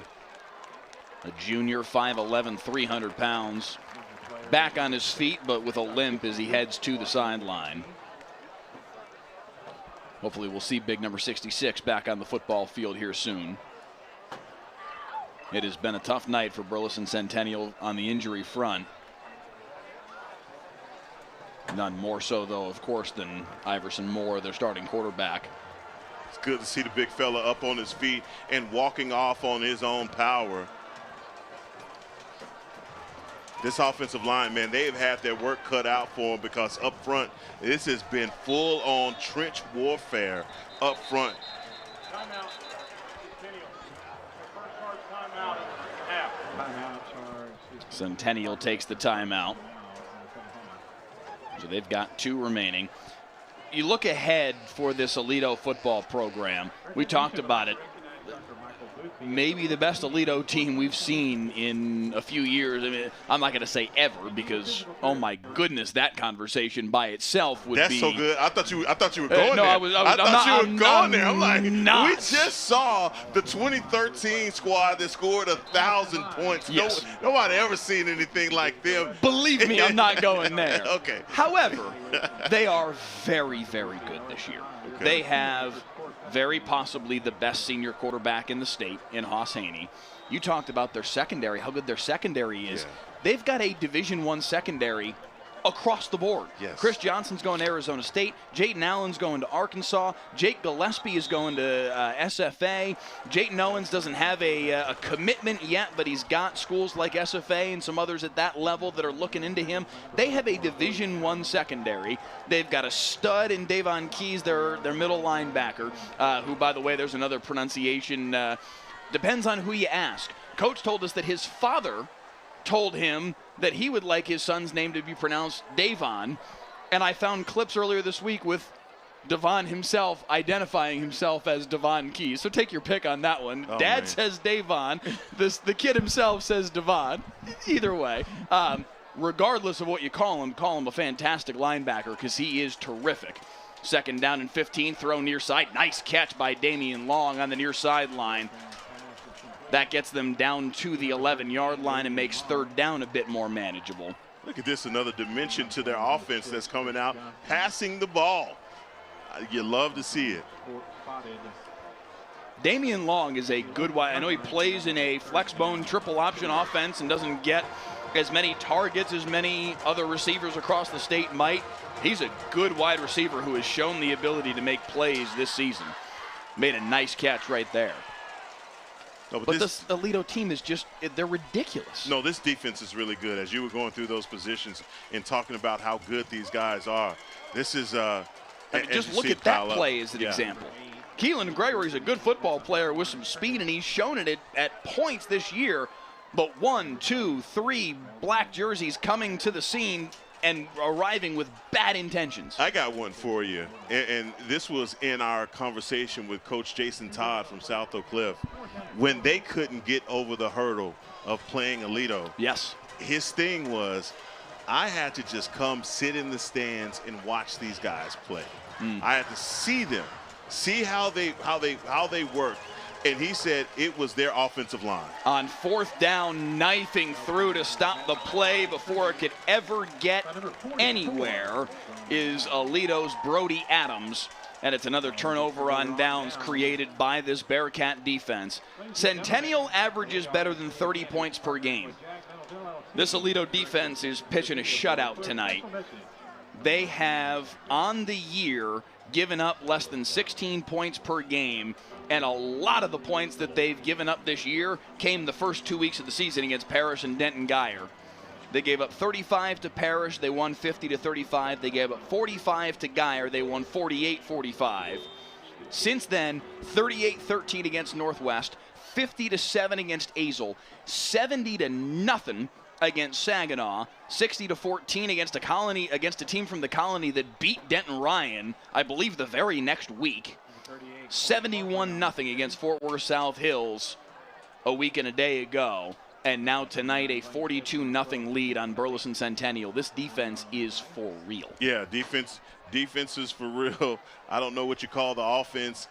Dude, more for real. I don't know. This is a whole nother level of football, and they're really, really good. But I'm telling you, Jason Todd said to us that, look, this offensive line, we have to. He said I had to match that. If I ever wanted to compete against them, I had to come to the stadium with an offensive line just as punishing.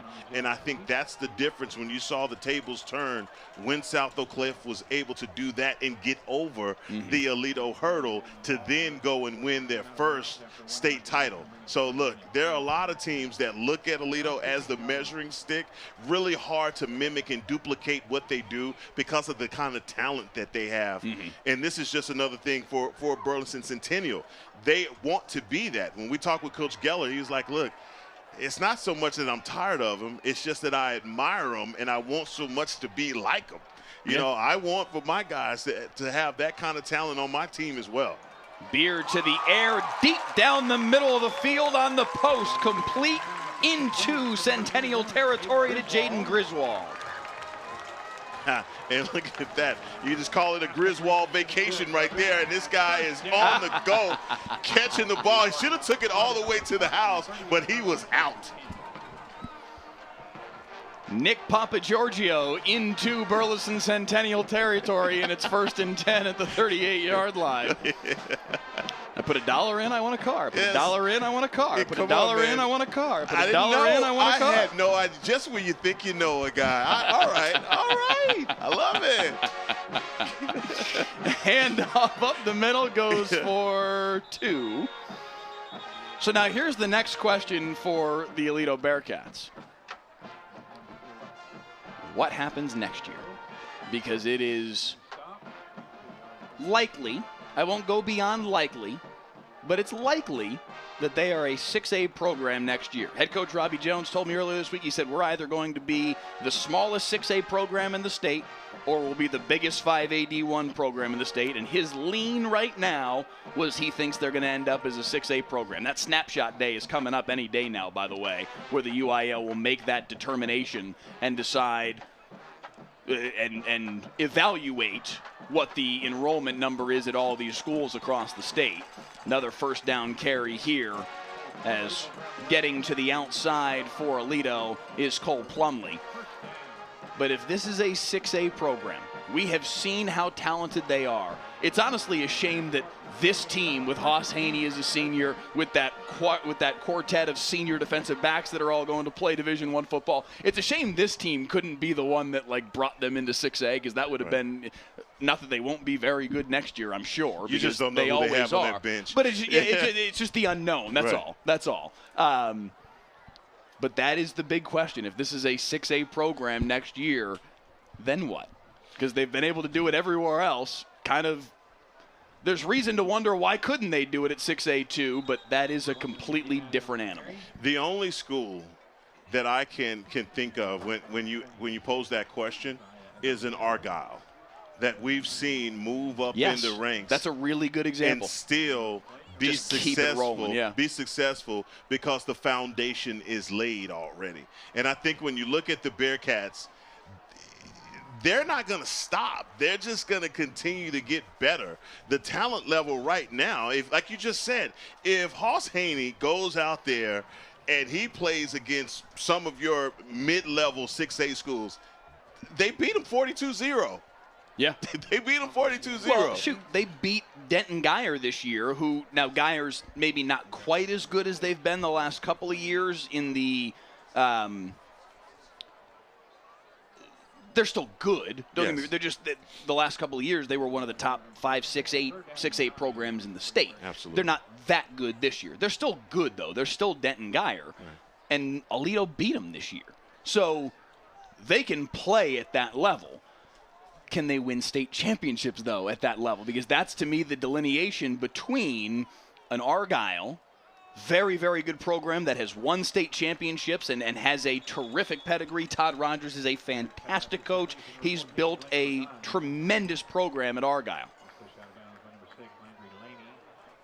Aledo? 09, 10, 11, 13, 14, 16, 18, 19, 20, 2022. If you don't win a state championship, it's a failure. Right. Can you make that? Seems impossible to maintain. That's a fair question. It really is a fair question. But again, we have the measuring stick from a school that made that whole transformation look so easy, and it was because the system was already there and you had a coach in place that can get it done. When I look over here on this side for Aledo, I'm like, Robby Jones has been a coach here 24 years, offensive coordinator for 10 years.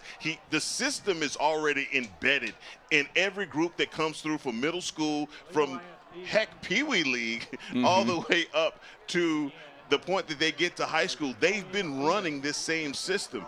And so when you have a system like this, and it's really hard to kind of to say and just characterize, are they a running team? Are they a passing team? What kind of defense are they running? Odd man front? Are they even man front? I mean, they're so multiple, and they use their weapons everywhere. I just go back, and we were just comparing great teams. There was a kid, JoJo Earl. Okay, probably one of the, and to me, I love to see this kid play.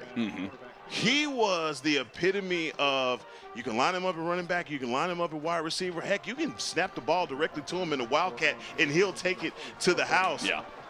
They have players like this on their roster right now. Hawk Patrick Daniels, I mean, this is one of those players that you can play him anywhere. And just when you think that they don't have another one, in comes another one. So it's like, Mike, I think they're going to have success no matter where you put them.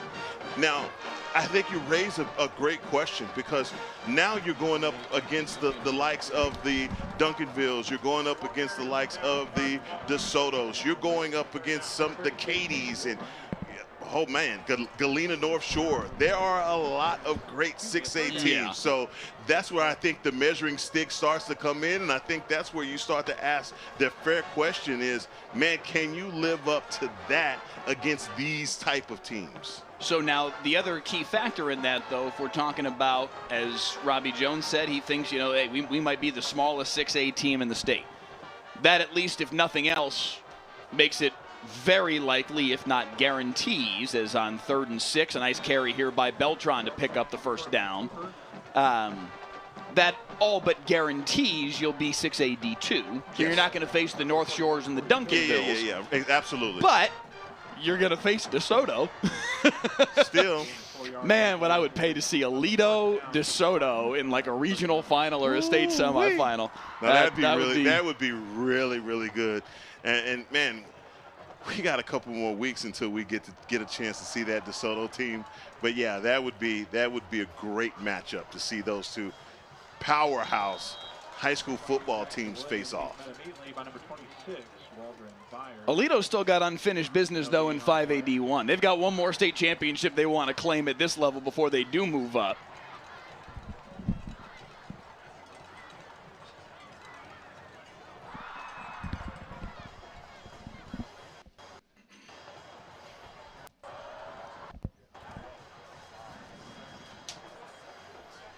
Aledo will, with this win, move to 6-0 in district play, 8-0 on the year. God. They have 2 games remaining. Do they ever lose in district is the question. Do they ever lose? Not since I was 20 years old, Hackman Harrison. I'm sorry? Yes. October of 2007 against Everman is the last time the Aledo Bearcats lost a district game. This win tonight will mark 117 in a row. It is the longest district, council, conference, what have you, whatever you call it, at various pockets across the country. In Texas, we call them districts. Where I grew up in upstate New York, we call them councils, whatever. It is the longest district win streak ever nationwide. That's insane. It will be 117 in a row in 2 minutes and 18 seconds. Beltran with the pitch to the outside here. Nice cut up field. And a first down carry here in the hands of Jalen Walker. Well, then that adds a whole nother dimension to our last conversation then. All right. Yes. What district do they? Yes. Yes. Oh, believe me, that is definitely part of the equation. Wow. Yes. What district does Aledo land? Like Highland Park, for example, jumped into 6A a couple years ago, and they got a relatively cushy landing spot and won all 8 of their district games a year ago. Now, they did lose a district game this year against Lake Highlands. That is their lone district loss thus far, and they are hunting in the direction of at least creating a tie at the top of that district. So, it's possible that Aledo lands in a district akin to that, and we'll see.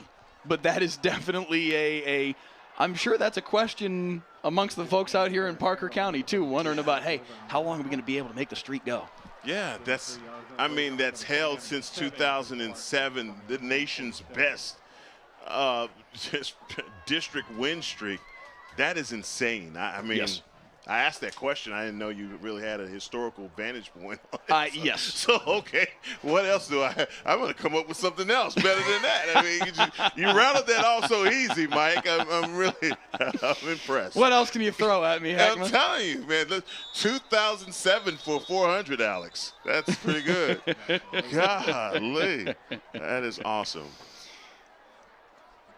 Final minute here at Tim Buchanan Stadium, newly minted in the offseason after he and Steve Wood retired.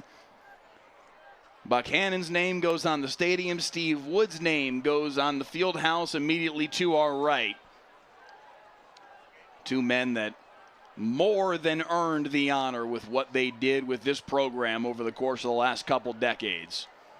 3rd down and 1, handoff up the middle will pick up the first down for Burleson Centennial, but it will also likely be the final play of the football game. Aledo with a dominant performance. Hoss Haney with 5 combined touchdowns on the night. 2 on the ground, 3 through the air to Guillory Clarkson and Hawk Patrick Daniels. And Aledo with a very impressive 42-0 win, the #1 team in the state in 5A Division I with their 117th consecutive district win. Quite possibly, Mike, we just watched the state title. The state title, state champion right here. I don't see. It will be a surprise if we didn't. Yeah, this is a team that is very talented on every level. It's hard not to come into a contest and say that Hoss Haney isn't your player that you're going to watch. He's very impressive. I was more impressed with his legs today, even though he made some outstanding throws. Yeah. But on the other side, I think that their defense, for me, also, hey, it was eyebrow-raising the way that they played defense. They came up against a team that was going to play a difficult offense, one that they could not mimic, and they basically shut it down. I mean, it wasn't a bend but don't break performance. It was more of a dominating performance. And again, Iverson Moore, you're in our thoughts and prayers also, son. But I just want to say that this defense, though, for the Bearcats, they played outstanding, and man, I'm just as impressed with them on that side. We do not, unfortunately, have an update on Iverson Moore.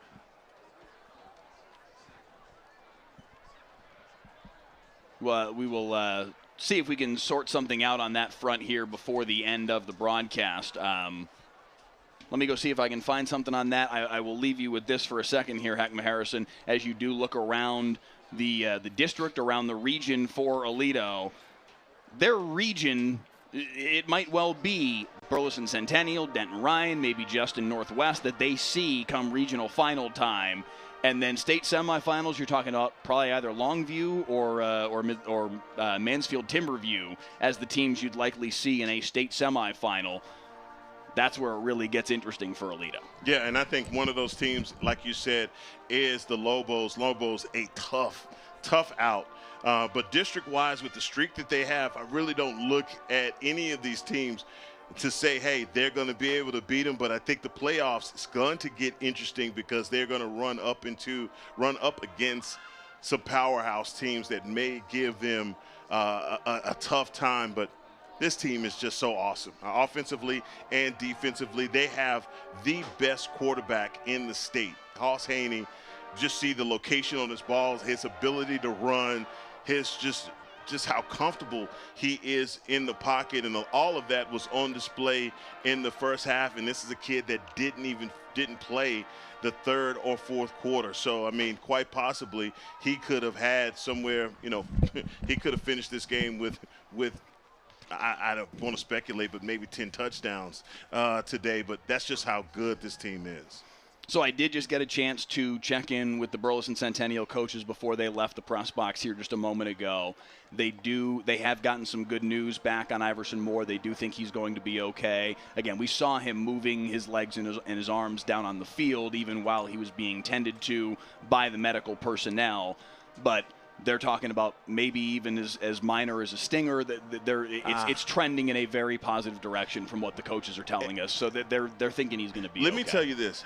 I've had a stinger, and it's one of those things that makes the whole side of your body go numb. Mm-hmm. And if you've never had one before, it's very alarming. Yeah. So while he's down on the ground and he's trying to gather himself, and it's really just a tingling sensation that you get in your shoulder and your neck and your back. It's an ordeal, and if you've ever had a stinger, you know exactly what I'm talking about. So that was probably something very tough for him to deal with, and definitely there's severity levels to it as well. And so, man, I'm just and look, I'm happy to hear that that's it. And I know that's probably not the final prognosis of what's going on, but if it is, hallelujah. Yeah, no, at the very least, it sounds like it's going in a good direction. They were saying they think it's going to be more of a scare than anything else. Yes. So certainly a positive update from the Burleson Centennial coaches in the booth adjacent to ours just a moment ago as it relates to Iverson Moore. Again, the young man, the starting quarterback and starting safety for Burleson Centennial, who had to be stretchered off the field late in the second quarter. But again, good news on that front. It sounds like he is going to be okay. Again, they're thinking somewhere in the neighborhood of a stinger. They're not certain yet, but again, things are going in a positive direction, which is the most we can really say right now. But the fact that we can at least say that is encouraging as it relates to Iverson Moore and the future for this Burleson Centennial football team, because he's an important piece of what they do as well. That is far secondary to his health. Absolutely. But again, good that we can at least say that they think the things are going in a positive direction for the senior quarterback. 42-0, the final score tonight. Aledo with an impressive showing. Again, as you see on your screen there, their 117th consecutive district win dating back to October of 2007 against Everman, the last time Aledo lost a district game. A fantastic run and a fantastic football team this season. Again, you're talking about it's probably going to be the state semifinals before they have to sweat. I haven't seen this team bleed. Yeah. Somebody's got to cut this team first before I can right. They're bleed. Unbelievable this year. Right. Aledo's always good. They're always good. Again, I rattled off the state championships for you earlier. It's easier, by the way, when they're right here on the field in front of me and I can just read them off. I don't have that committed to memory. You're so smart. Yeah. That does help, I gotta say. But they're always good. But this just feels like just that extra bit special this year. This team is outrageously good. No, what you just is a twinge of that's different, and we saw that. I think it was the throw down here in the corner for Haney to Guillory that I think it really capped it off. We've seen it. I mean, we called his games last year. We talked about how special he was in the game versus Denton Ryan, a game that was a lot closer, but still the location on his ball and what he did. I mean, he just put on a show. I think offensively, you look at a team like this and you have to ask yourself, man, what components of your defense do you have to be able to stop a young shining star like Haney? And I think, man, you have to have some really special talent on the defense to be able to get stops, especially in the secondary. Sky's the limit. I think we're going to be here for it.